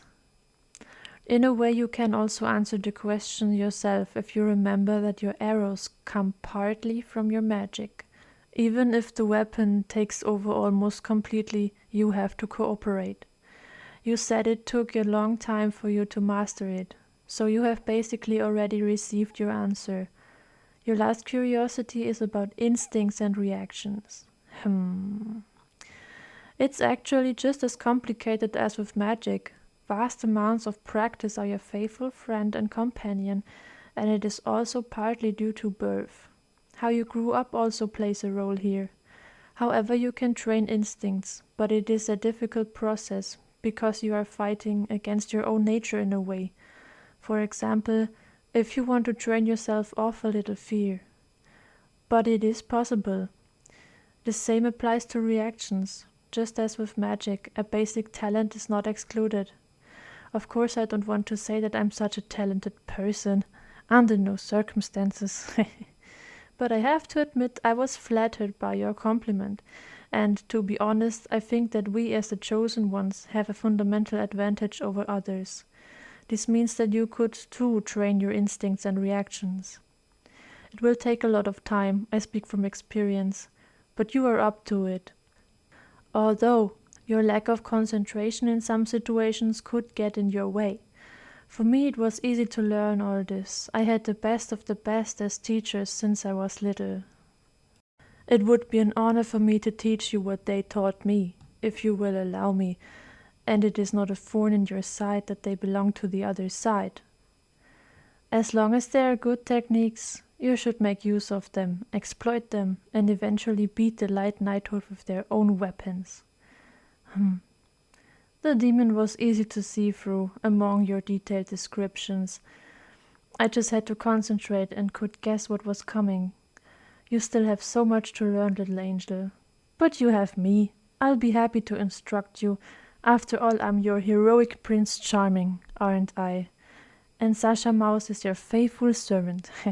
We'll make a worthy warrior out of you, don't worry. Glacio grinned at Cheyenne and she smiled back a little timidly. Sasha, who was walking behind them, came to Glacio's left side and gave him a pat on the arm. Servant! Pfft! The healer winked at his prodigy and put on an unusually friendly look, which resulted in Adokas, who was trotting next to Cheyenne, growling angrily at him. Oh, Adokas, he's not as bad as you always pretend to be. I think he's really behind us now. If not, he's really the best actor there is. I would love to trust him again, but it just doesn't work yet. Maybe that's a good thing? I don't know. I think now that I know him well by now. But is that really the case? In some situations, Glacio is still so inscrutable and quite alien to me. I guess he will also remain eternally unpredictable. What do I expect? That we become best friends? Pfft! He's the chosen one of light. I always forget that. I have to be much more careful in the face of that fact. At least, if I should really be the chosen one. Everyone is so sure, but I just refuse to believe it's true.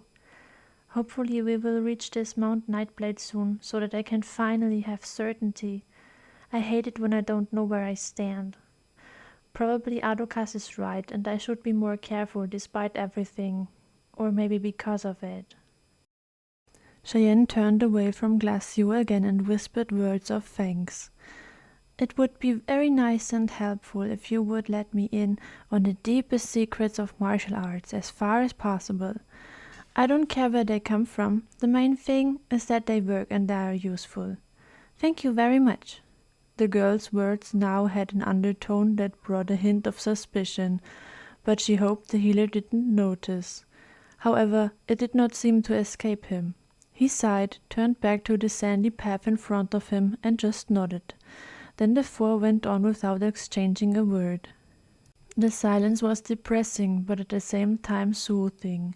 The sound of the sea sounded like a wonderful melody to Cheyenne's ears, reminding her of the old beautiful times when she had sat on the back of her beloved horse Falconheart every day and ridden to her favorite place with her faithful fairy wolf Adukas at her side. The single tree on the secluded hill behind the small cozy village of La Sepia. The rising plain fell steeply down a few meters next to the green leafy branches of the large tree, along a natural wall of colorful stones mixed with minerals and colored crystals. The wild blue waves of the gigantic, beautiful sea whipped against it, and on lonely afternoons, together with the soft, wonderful music of the wind, were a song that spread the message of tranquility and invited you to dream. Cheyenne had often looked at the vast blue and wondered how big the world was. She had wished to go on a journey one day when she was older and to leave the capital. She only wanted to return there in her memory. Xaver would have gone out with her to explore the world. They had somehow done minor work and given the money they received to their families, so that they could also flee from Exidoma Magna. Cheyenne's grandparents would probably have moved to La Sepia and would have been out of danger. The girl wanted to start a journey on her 16th birthday, but her grandmother had worried too much about it and made it clear that her granddaughter would not be allowed to leave home until she was 18. If the old lady had decided otherwise, she could probably be still alive. But Cheyenne would have been able to just run away. Then her future, which is now already present, would certainly look different. Her life would probably be still in order, but she didn't want to cause her grandparents unnecessary grief. The girl had tried to suppress her memories and pain of grief, but the waves of the sea tore open old wounds again. Maybe that was not the only fact, but possibly also that with each further step her life changed more. She left the continent where she had grown up. Everything she had lost in the short time since she had to flee from the Knights a few days earlier, every single memory of it was anchored in the earth of this part of the world, and Cheyenne was afraid to wake up one morning and forget her past. It was very painful, and it would take a lot of strength and tears to recall it every day, but anything else would be degrading for the dead. She would love to forget the terrible events, but she knew that she was not allowed to do so, and would never dare. When she wanted to go on a trip, she couldn't wait for it to finally start. Now that she had to, and was already on her way into unknown territory, she would love nothing more than to turn around and turn back time with every step she took back. She wanted to change her past and thus the future as well. But Cheyenne knew that this was impossible. There was no way back, at least not one that would be suitable for her and that she could make use of. Only the path on which she walked, which pointed forward into an uncertain future full of danger and suffering, remained for her to choose. It was over. I don't really have a problem leaving Luminous Trail if only it weren't for all those stirring memories. I want to get away too, but I just can't do it without being sad. Sometimes I wish I could interpret and understand my feelings better. I would give so much to sit at the kitchen table with my grandmother again and peel potatoes, even though I hated it because I always cut myself when I was younger. Just sitting in the living room with my grandfather and playing cards with him when it rains and drinking a hot cocoa at the same time.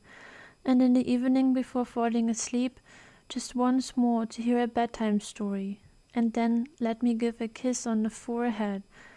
I would even let myself be pinched in the cheek for my sake.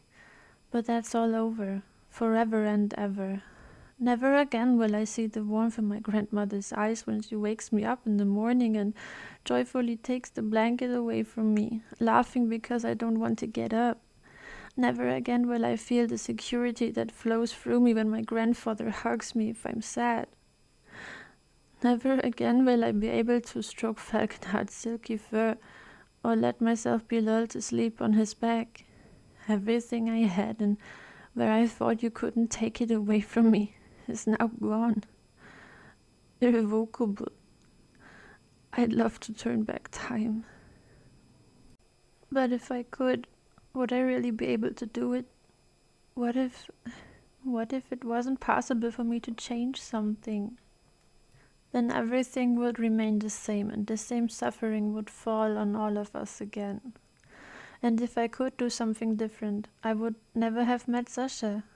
But she's just one person. My grandparents, Falconheart, and also partly Xava are 3 lives more.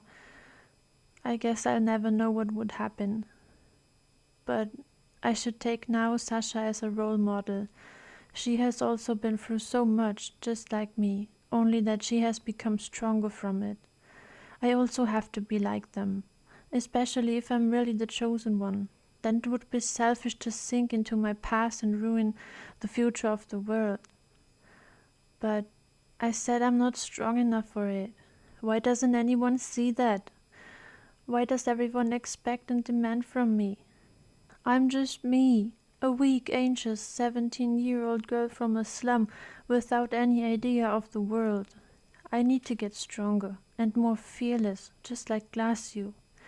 He has to help me to become braver and more courageous. He just has to. And Sasha too. I'm pathetic. Always dependent on help. But there is probably no other way at the moment, unfortunately. Oh, if only Xava were here. Yes, Xava. If I can't pull myself together on my own, then at least I have to do it for him. I'll find him. Whether I'm the chosen one or not, he's a top priority. Glacio also said I shouldn't get so carried away with this whole thing, so my goal will simply be to find Xava. Yes, if I have a precise goal in mind that I can work towards, I immediately feel better, at least a little. Cheyenne finished her train of thought but didn't know if she was actually feeling better or worse. She felt only now that she had been crying because tears rolled down her cheeks and were warm in the cold night. Adokas pressed himself firmly against his owner and constantly nudged her hand, whining. He seemed to sense that the girl was sad. Cheyenne didn't know if Sasha and Glacio had noticed that she was crying because she hadn't sobbed. She turned her face away to wipe the tears from her cheeks.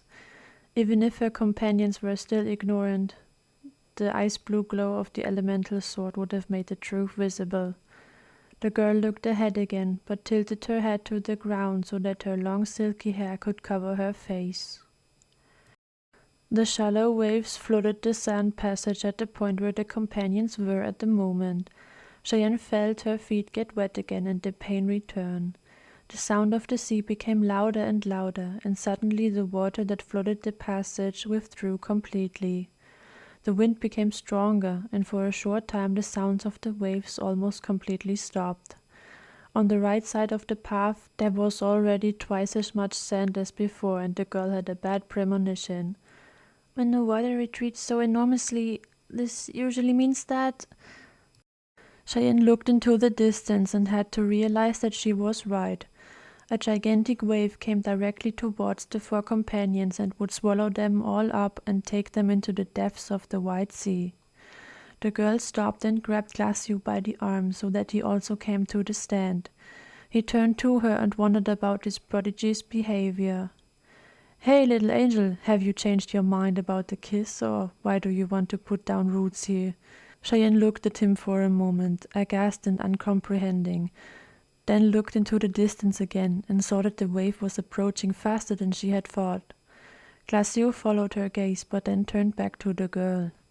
"Doll, you know I don't see the slightest thing, so how about you tell me what attracts your attention so magically, huh?" Cheyenne sighed. She had forgotten that in her excitement. Sasha had stepped up to her side in the meantime and looked at her worriedly. The girl became nervous, began to breathe a little faster, and tried to explain the situation as quickly and understandably as possible. "If you don't see it, then you should hear it. There's a huge wave coming directly at us. It is very fast and will sweep us right away." The healer grinned briefly and bowed his head as he turned around. He stood in front of his childhood friend, his prodigy and the fairy wolf, and stuck his sword in the sand. "Oh, that's what you mean, little angel. Of course I heard that, but it sounds like we have a few seconds left, so stay calm and put the matter in the hands of the heroic rescuer. Stand behind me and don't move from the spot. Now you see the craft of a legendary master. Oh, if he says something like that, it will never go well in life. How can he stay so calm in such a huge wave? He even heard it. But he doesn't really seem that confident to me right now.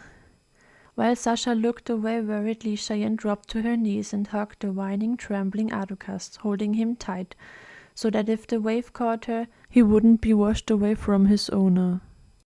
The wind blew through Glacio's hair as he pointed his hands forward, parallel to the sandy ground. Now he seemed to be calm personified again, and a magic circle appeared at his feet. This was white at first, as was the magic he focused in his palms. A healing spell. But then the colorless turned into a light blue. The accumulation of energy grew larger and it suddenly swarmed out, forming a rectangular shape that was twice as high and wide as the healer was tall. The structure slowly turned to ice and thus embodied a kind of protective wall. Not a second too soon, the spell was complete, because as soon as everything was frozen, the gigantic wave crashed against the ice wall. Vast amounts of water flowed past the side of Cheyenne and her companions, but did not touch them. The girl dared to open her eyes, which had already been closed before, and observe the situation. Apart from the danger, it was a beautiful picture.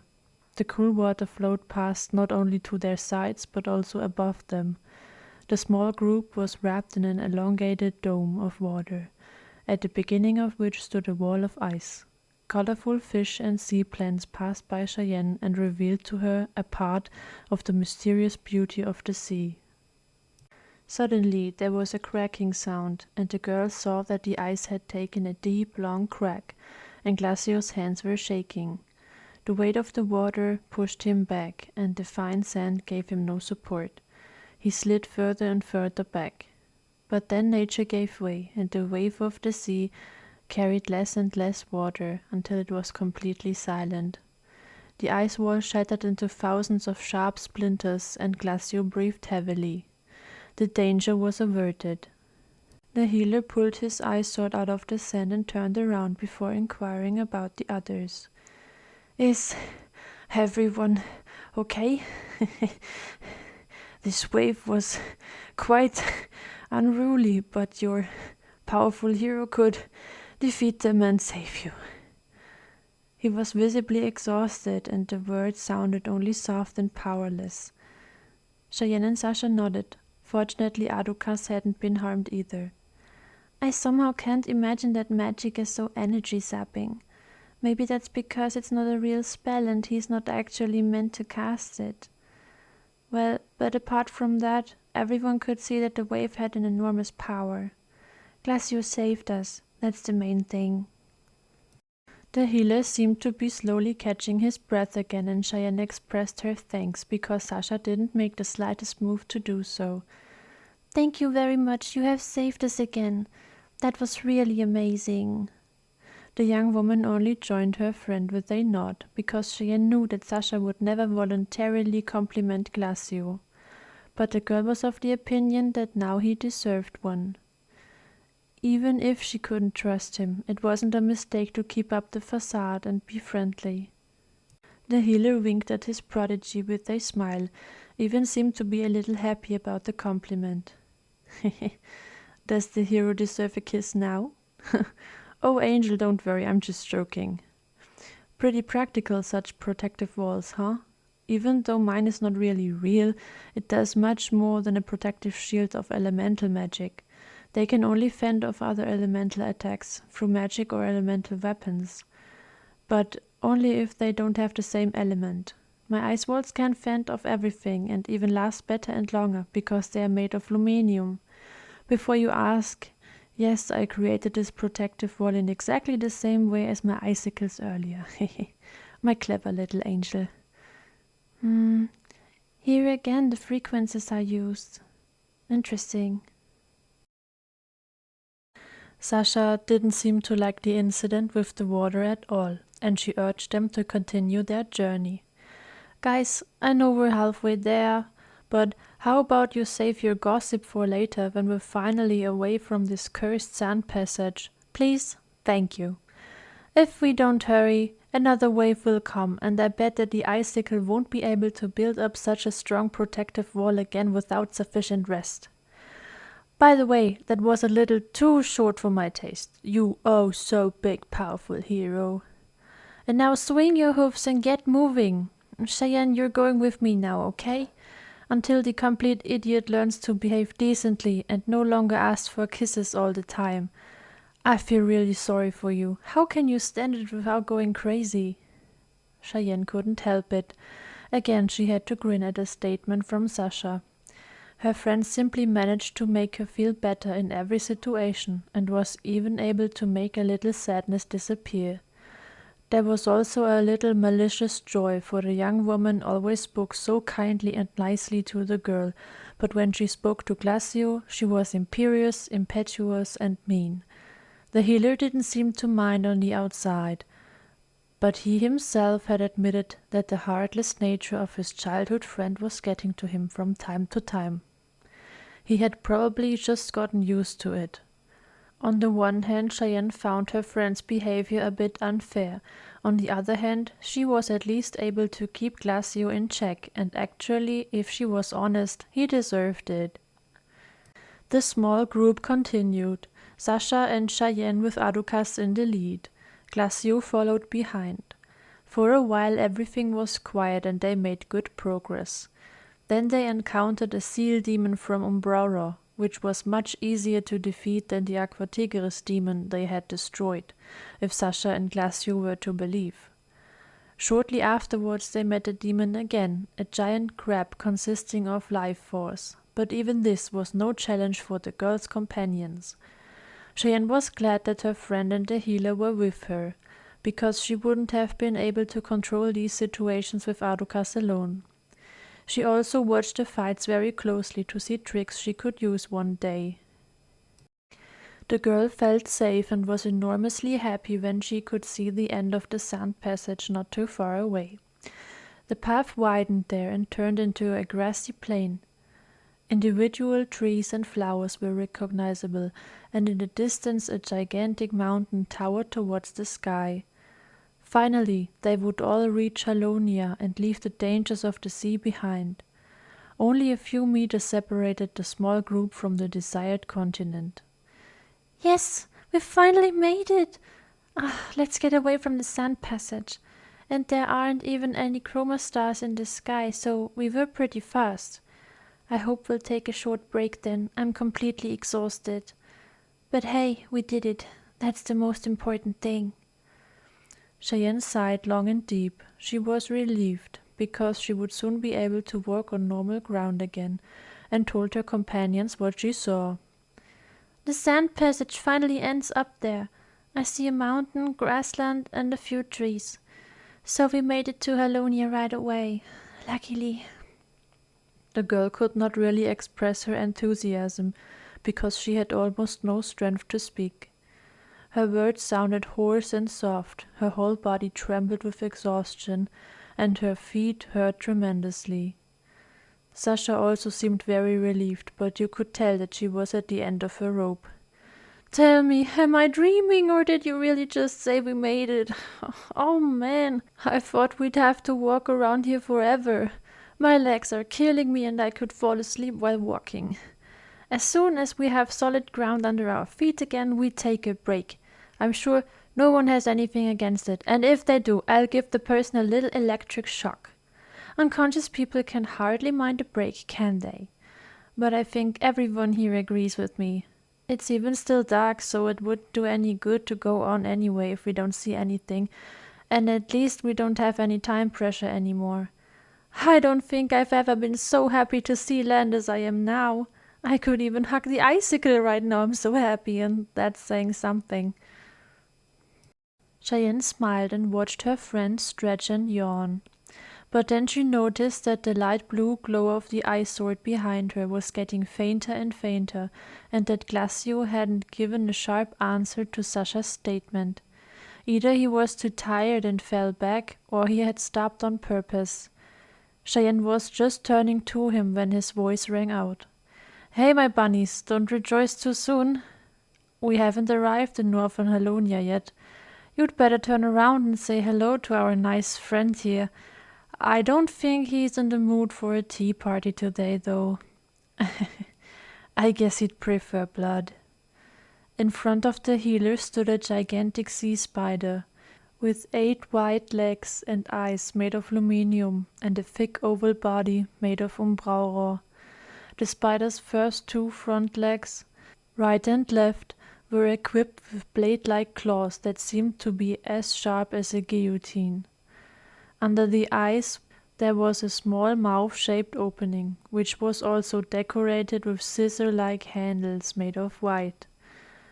On the legs you could see hair from which water beads dripped, and when the spider crab lifted one of them you could see how sharp the end was. Without much effort, the huge, disgusting creature could pierce someone's heart with it. It had many small spines on its hind legs, which could possibly lead to poisoning death if touched. The smell surrounding the arachnid stank of decay, algae, and sail water. Thick saliva came out of its mouth.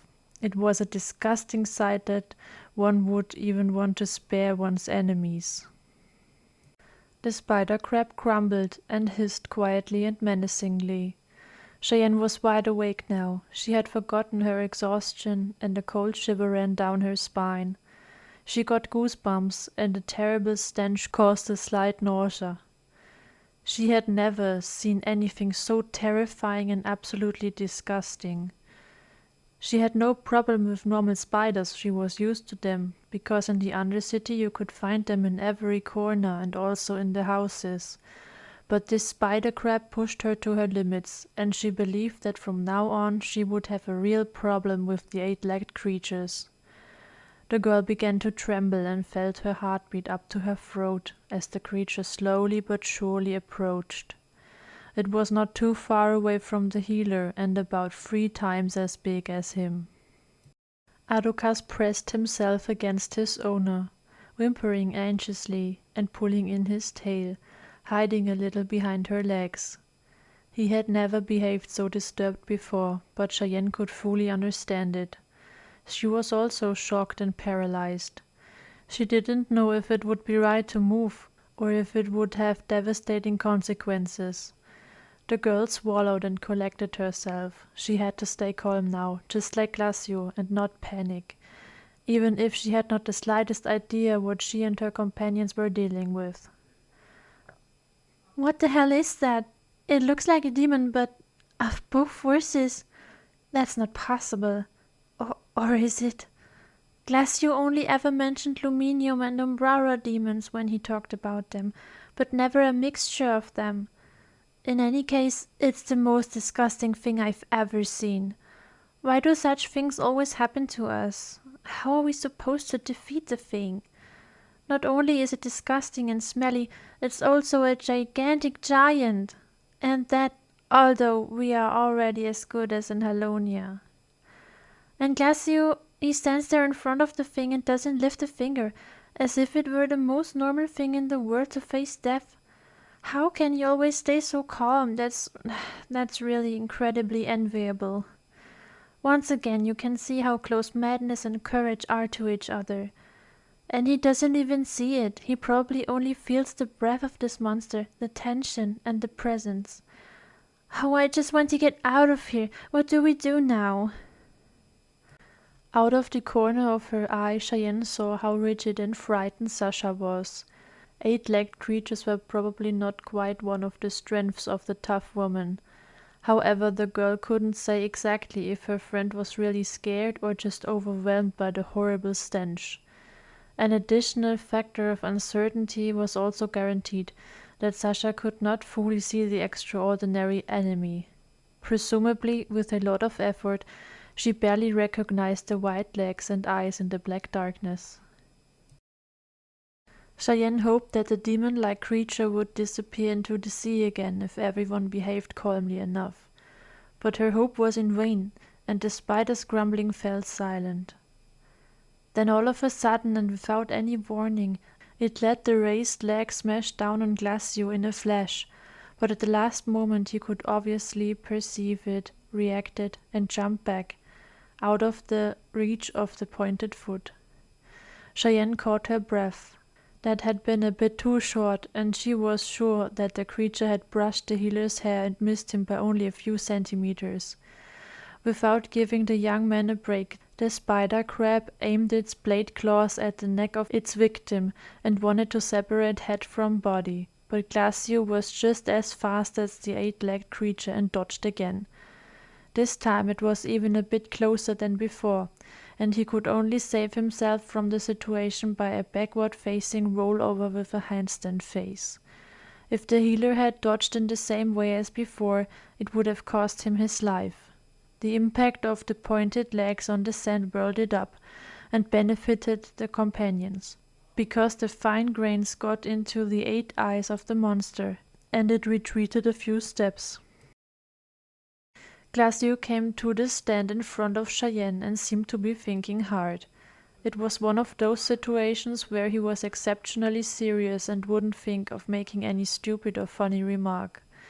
The girl actually wanted to give him the little time he had to think, but the spider crab had apparently been able to free itself from the veil of sand and lifted one leg and the claws on each side. The monster grumbled menacingly again, and the pincers on its mouth moved up and down. It seemed to be even angrier than before. Cheyenne became restless and tried not to panic. Nevertheless, she urged the healer to come up with a plan. Glacio, it's coming back to us. What should we do? We can never defeat it.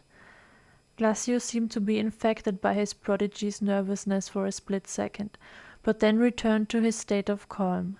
Yes, we will defeat it. We have no other choice. Take it easy. Panic won't get us anywhere. Sasha, I know you don't like this at all, but you have to pull yourself together. Face your fear and overcome it. We all have to work together now, otherwise we have no chance. The following plan. First we surround the demon. Everyone stands to one side of him. Sasha, Cheyenne, you go to the side so that you have the legs in view. Adokas moves to the back and I stand directly opposite the demon. This will make him feel insecure and slow him down because there's more danger lurking, and he has to be more careful. This is an amazingly good plan, considering that he had so little time to think. If we all work together as a team, maybe we can really do it and bring this disgusting something to its knees. Sasha shook her head and broke free from her rigidity. The healer did not wait for consent and ran off immediately. The ice sword began to glow more light blue, and now also drew a glow behind it from which tiny snowflakes came. This had to be an elemental attack, a kind of ice slash. But just as Cheyenne and her other 2 companions were about to set off as well, the healer stopped and swung his sword around his own axis in a half turn, although he was still a little away from the enemy and would not hit his target. His good perception and amazingly developed instincts seemed to have left him, and he didn't seem to feel that his opponent was further away than he thought. For some reason, however, he remained in the position he had now taken, with his back to the enemy. The frontal attack, even if it went nowhere, caused the monster to feel enormously threatened and jumped into the air immediately after the attack. It now landed directly in front of Glacio again, and now stood with its back to the other 3. What? Did he plan that? How did he know it was going to jump? Well, it's a spider, so maybe its perception is a bit blurry, and Glacio just faked the attack to do just that? He has also deflected and twisted it so that Sasha and I can get to the sides of the monster without any difficulty. I'm speechless. This intelligence is so enviable. But never mind now, no time for a touch of jealousy, perhaps. Glacio's wisdom benefits us, that's what counts, and we all have to be highly focused now to get out of this situation alive. Without further hesitation, Cheyenne ran to the left side of the monster. Sasha did the same shortly afterwards, and went to the right side. Adokas had also shaken off his fear and stood bravely behind the spider. She no longer moved a limb and seemed to be frozen. Glacio took advantage of the enemy's confusion to give further commands. "All right, one thing right away. Don't let the last 2 legs touch you under any circumstances. This is not a normal demon, so unlike the others, he can really poison you, so watch out. The second would be that he would probably not only be able to attack with his body and umbrella, but could also use the element of a sea creature, for example water, as magic through this combination. So much for the information. Our plan is as follows. Cheyenne, Sasha, you take over the legs and eyes, the luminium part. Sasha, you try to paralyze it with lightning. As long as the effect lasts, shoot the legs. Your goal is to separate them from the rest of the body and make the demon immobile. Cheyenne, take your bow. Your goal is to hit the 8 eyes and blind the enemy. Darkness elemental magic should have a different effect on luminium than normal ones, so it would probably do more damage than the attacks of the rest of us, if not much more. When pure Umbraura and pure Luminium meet in battle, they do more damage to each other than anything else. But when this happens in an impact of the same kind, the opposite is true. Only when the forces are peaceful with each other, they can harmonize, as in our bodies, for example. This principle also applies to each other. That should be enough explanation for you, and before you feel sorry for the demon here, if you let him go blind and torture him in a certain way, remember that only one side comes out alive here, either us or the demon. I think our survival should seem more important to you. You can't feel sorry for the enemy now, do you understand? Adocast, attack from the back there with your fairy beam. Be careful not to come in contact with the opponent, and aim for the center of the Umbraura. I take care of the front of the black body. I hope everyone has understood. There was nothing to add to that, and Cheyenne wasn't even sure if there was a better plan than this.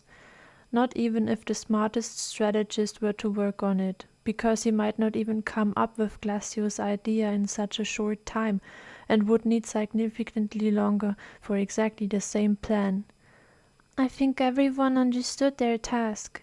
Glacio explained it in detail and precisely enough.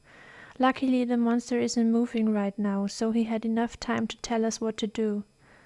But I don't know if this rest phase is so good. Maybe it's just gathering its strength. So it's really a demon. I knew it, but Glacio said it wasn't an ordinary one. Oh, now is not the right time for questions, and I have to concentrate. On to my task of hitting its eyes and to blind the thing there. How cruel. But Glacio is right. There are only 2 possible endings. Either we survive or the demon.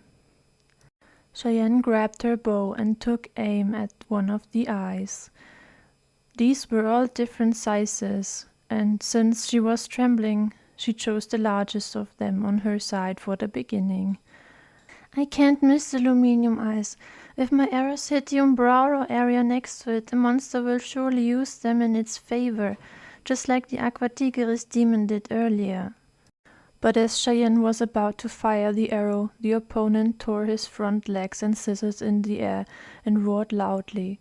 The scream caused pain in the ears, it sounded so shrill. Then the fight really began, because the monster fell into a wild movement.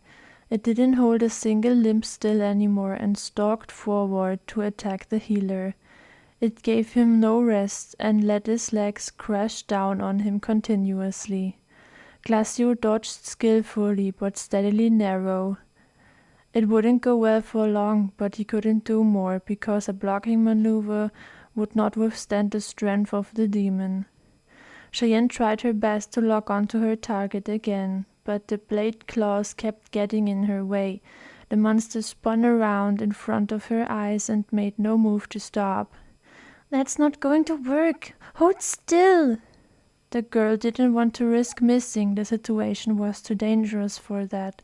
Fortunately, Cheyenne was not alone, and her best friend was able to successfully paralyze the enemy with one of her lightning bullets. The latter no longer moved quickly, just twitched his legs a little and growled, incredibly angry. The effect won't last long. The way I see it, I have to hurry. Cheyenne walked a little closer to the demon and was now to the side in front of him. In this way she could put her eyes out of action without difficulty. She drew the bow with all her strength and fired a black arrow at the largest eye of the left party. The black bullet hit its target right in the middle, and a dull slippery sound was heard on impact. The monster screamed and tried with all of its might to shake off the paralysis and remove the arrow from its eye, which was already dissolving again. But it was too late. The round aluminium eyeball crumbled off and disintegrated into small white particles, which briefly remained on the sandy bottom and then slowly moved trembling into the sea, as if guided by a ghostly hand. Presumably after some time they would reunite and embody a demon again. The agonizing scream was almost unbearable for Cheyenne. She had resolved not to feel any pity, but now she threw this resolution far away from her. But she knew she couldn't stop. She had to hurt the creature further, otherwise it would do the same to her and her companions. The monster would certainly have no sympathy for her, but she just couldn't do anything else. Cheyenne was sorry that the demon had to endure such torment, even though she loathed him and wished for his death, because she herself wouldn't like it if she were blind, and she was already afraid of the insanely bad conscience that awaited her after the fight. It would be much easier for the girl if the enemy had no feelings in this case, or at least did not show them so openly.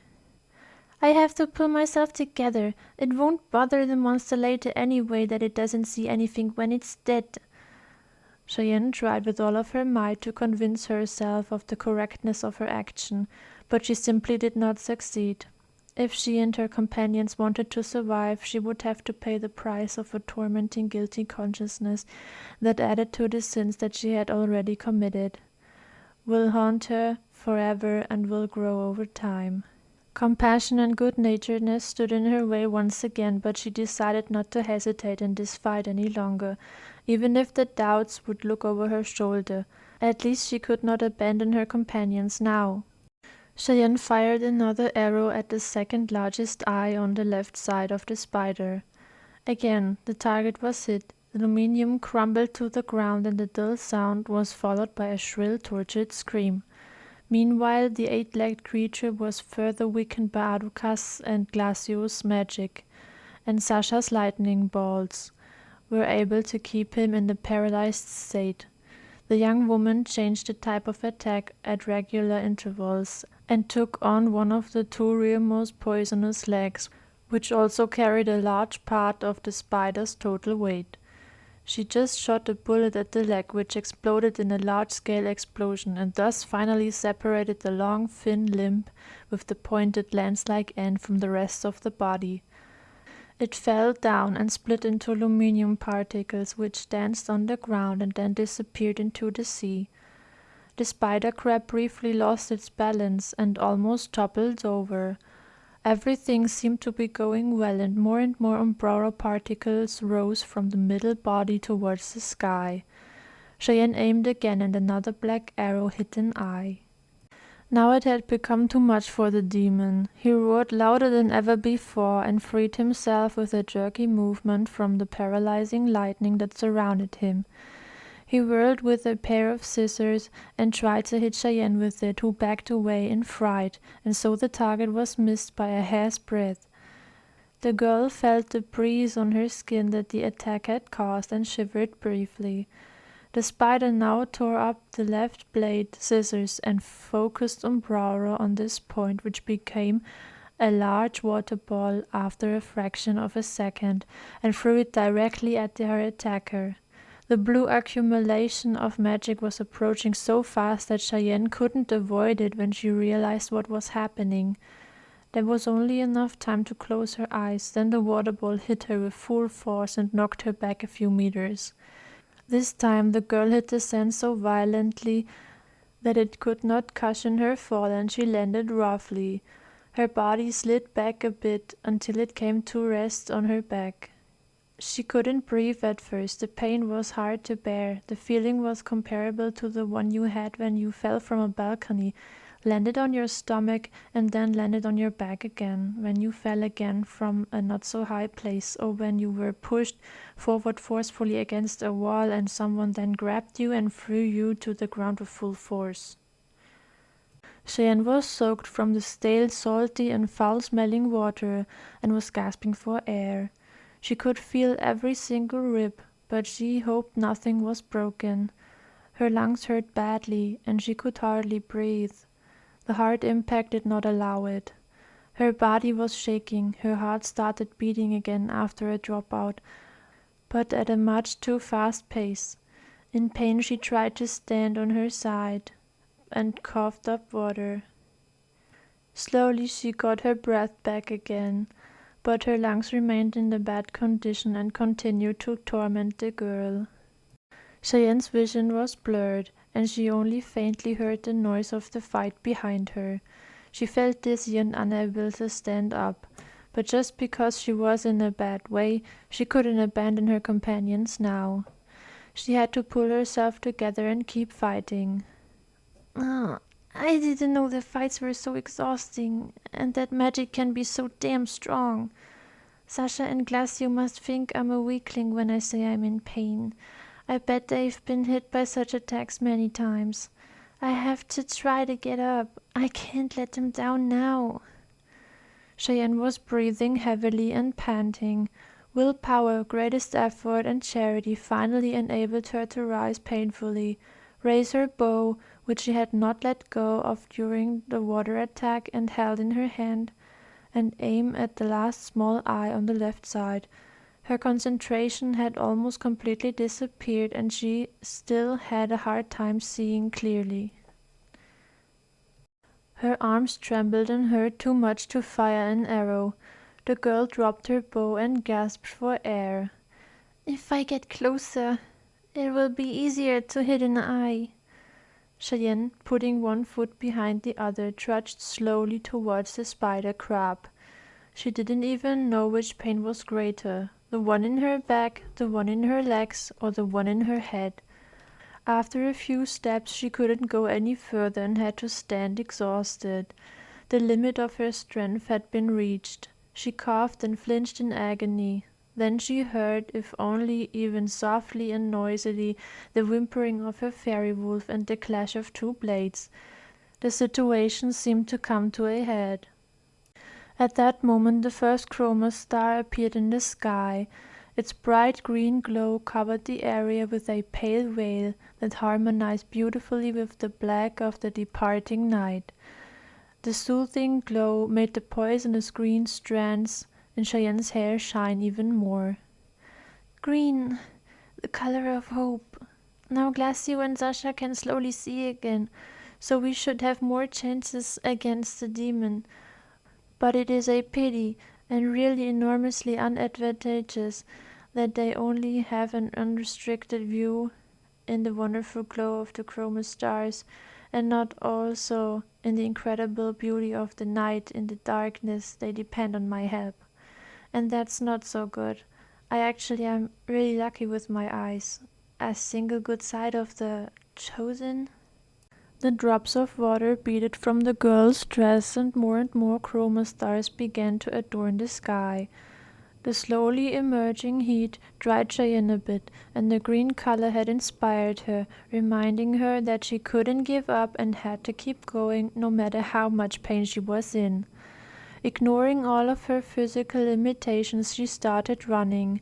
Every step felt like she was walking over a nail board, its pointed nails digging through the flesh and scratching at her bones.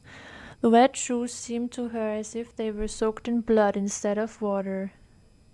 The girl ran past Glacio and stopped.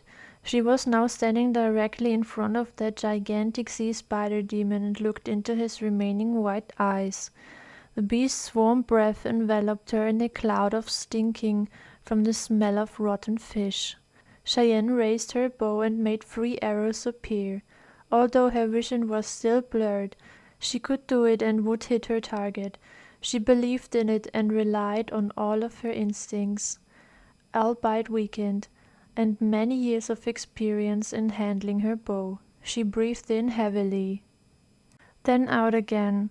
At the same time she let go of the arrows, and they headed for the 3 larger eyes on the right side of the monster.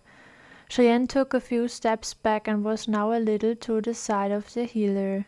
The demon now had only 4 legs, 1 on the right, 3 on the left, because the front right scissor had been severed. He flinched and screamed in agony, his eyes crumbling and revealing more and more of the weakened smaller body of Umbrara, which steadily and incessantly released black particles into the sky.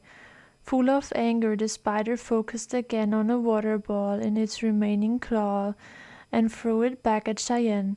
Exhaustion just caught up with her again and she was unable to dodge. The girl closed her eyes. She felt how she fell into the sand, and her back hurt enormously again for a short time, but that was the only place where the pain increased. Cheyenne was lying on her back, and felt the weight on her left side. She opened her eyes again and saw Glacio half lying on top of her, who was looking at her anxiously. He had saved her from another hit of the attack by pushing her aside. Now she was really on the verge of fainting. The healer looked deep into Cheyenne's eyes, and his expression betrayed that he recognized exactly what a critical and exhausted stage his prodigy was in. At the same time he seemed to be more relaxed than before, now that he could see again. "Hey, little angel, hang in there, yes? Just a little bit more." If Cheyenne had been strong, she would have pushed him away from her, because even if he saved her, she didn't particularly like the fact that he was half on top of her and now was so close. Of course, she still would be grateful to him. After all, the situation did not allow for any other precision. Glacio's words let her draw her very last strength. He sounded confident and seemed to believe in Cheyenne. The calmness he radiated was once again transferred to the girl, and her concentration returned a little. The healer now gave his prodigy a kind-hearted, compassionate look, which at the same time made it clear how much he had respect for the perseverance and honored her bravery. Then he turned away and looked up over his shoulder. Glacio gave the girl another push, and her body whirled around in the sand. The healer turned on his side, not a second too soon, because suddenly the spider's pointed leg hit the sandy bottom between the 2 companions. The demon lifted it again, and the resulting cloud of dust disappeared. Cheyenne could see that Glacio had already stood up and had his sword ready to attack. The monster's remaining blade scissors came towards the healer and hit his elemental weapon. "What is he doing there? He can never block such a strong attack in his life." But Cheyenne forgot that Glacio's intelligence always allowed him to use good tactics and actions, and this time was no exception. Instead of blocking, the healer held the blade of his ice sword at an obtuse angle to the sea spider's guillotine claws hitting it, causing it to slip off, and the failed attack caused the 8-legged creature to lose balance. The opponent fell forward, picked himself up again, and roared angrily. Cheyenne tried to get up. She had to take care of the remaining 2 eyes and then help Sasha to put the legs out of action. When she had pulled herself together, she relied on her intuition again and shattered the last left eye with a black arrow. The girl's eyes went black for a moment, and she staggered back, seeking her balance. The blurred vision returned, but she was still dizzy and coughed. She also spat out some blood. The lungs hurt more with every inhalation, and Cheyenne could only breathe sluggishly. The unfamiliar and disgruntled state made her feel terrible, and her eyes involuntarily filled with tears. She gasped and tried to raise her bowed head to look at her enemy. "Only still a single eye." Suddenly her legs buckled and her body began to shake more than ever before, due to the enormous exhaustion. The girl had landed on her knees, but she did not want to accept her weakness and pulled herself together again. She knew that she was at the limit, but it still went against the grain for her. to constantly lose control of her body. She was too stubborn to accept this condition. It just didn't work. After all, her companions were facing death up there. She didn't want to, couldn't, and wouldn't give up, and she wouldn't watch them fail either. When she stood again and was about to turn around, she heard Sasha's voice. "Cheyenne, watch out!" Cheyenne just saw a white leg coming towards her, but not the tip of it, but the flat side of the cone-shaped spider's foot, before she was hit with it by the demon in a turn. The girl hovered high in the air and was hurled out to the sea. The cool wind made her sleepy, and she closed her eyes when she saw the blue and the waves pass by below her. If the blow had caused her pain, she no longer felt it. She didn't feel anything anymore, and all the noises around the girl stopped. Only a very bright sound could be heard in her head. She alternately felt cold and warm, and she heard the beating of her heart as the only remaining sign of life. Cheyenne was in a trance. The water was hard, like concrete floor, when she came up, and the state of vanished sentience was over. The girl could not remember ever having had such physical pain, but the suffering she had felt in her soul when her loved ones died and still felt it was a little stronger. The sea-water tasted enormously salty, but at least it would be able to wash off the stench of decay. Cheyenne tried her best not to drown, but it was difficult for her. Her body could hardly be moved, and she had no feeling in her left forearm. Her lungs could not withstand the pressure of the water, and the additional pain was too powerful for her to even try to breathe. The blue water surrounded her more and more until she was completely submerged. The salt content in it made the girl's vision even blurrier than before, and she didn't blink to improve the condition. She didn't see any point in it anymore. The water was cold and warm at the same time, enveloping Cheyenne in a comforting veil of security that invited her to finally give in to her tiredness and exhaustion and let herself be lulled to sleep. The song of the rushing sea rang in her ears and promised her that she would experience a dream that she liked. She could save her companions from death in this eternal adventure and would not have to give up again. The glow of chroma stars and the glow of the night eclipse bathed the sea in a wonderful aura, and Cheyenne now felt comfortable. Her sorrow was forgotten, her thoughts free, her soul freed from the torments of the past, her conscience cleansed, and her life as good as forfeited. Underwater, the chosen one of darkness, shrouded in a veil of irrepressible hope, brought by the green glow of the extraordinary chroma star, a fighter in the sky, and a messenger of strength and transgressive courage, given by the black aura of the unique night, a signpost of life and a lover of willpower. The depths of the sea pulled her down, opened the gate to death. Nothing stirred around the stunted body of this girl. No living creature was nearby. The blessed one was alone. Her hair slowly swarmed away from her body in a state of timelessness. They formed an angel wing-like shape of black and green. The last breath of a sign of life rose as an air bubble in the water as soon as it emerged from the slightly open mouth of the chosen one. The final breath was pushed down by a gentle wave and remained above the pale girl's head. It seemed to take the form of a halo, also immersed in hope and courage. A red veil emerged from the maltreated body, which surrounded her and made her appear dignified and reverent, despite the motionless rigidity. The blood-red cloak spread under the wings of innocence, and remained there by the pressure of the current.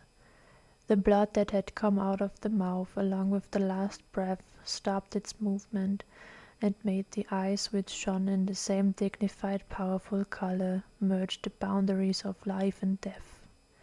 Slowly, however, the red faded, and the emotions that had been there before were dying together with the chosen one, a beautiful angel on the way to the timeless levels of finiteness.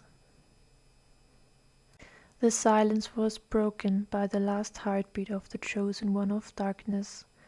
Solitude has been destroyed by a sacred voice that will long reverberate in the afflicted soul of the blessed one. Familiar and yet strange, she spoke to her. "You must not die. I will not allow it. Don't be afraid, my dear Cheyenne. Not yet." A completely black sea serpent appeared out of nowhere. Elegance and dignity accompanied it. She touched the chosen one of darkness, and the spirits returned to the dying body. Some of the pain was taken away from her, awakening Cheyenne from her sleep. The night black sea serpent had large wings, which the girl could see when she came to herself and tried to understand the situation. In her ears echoed the words she had heard in the dream she just had experienced. The eyes of the creature that swam next to Cheyenne and brought her closer and closer to the surface by some force or magic without touching were pure black.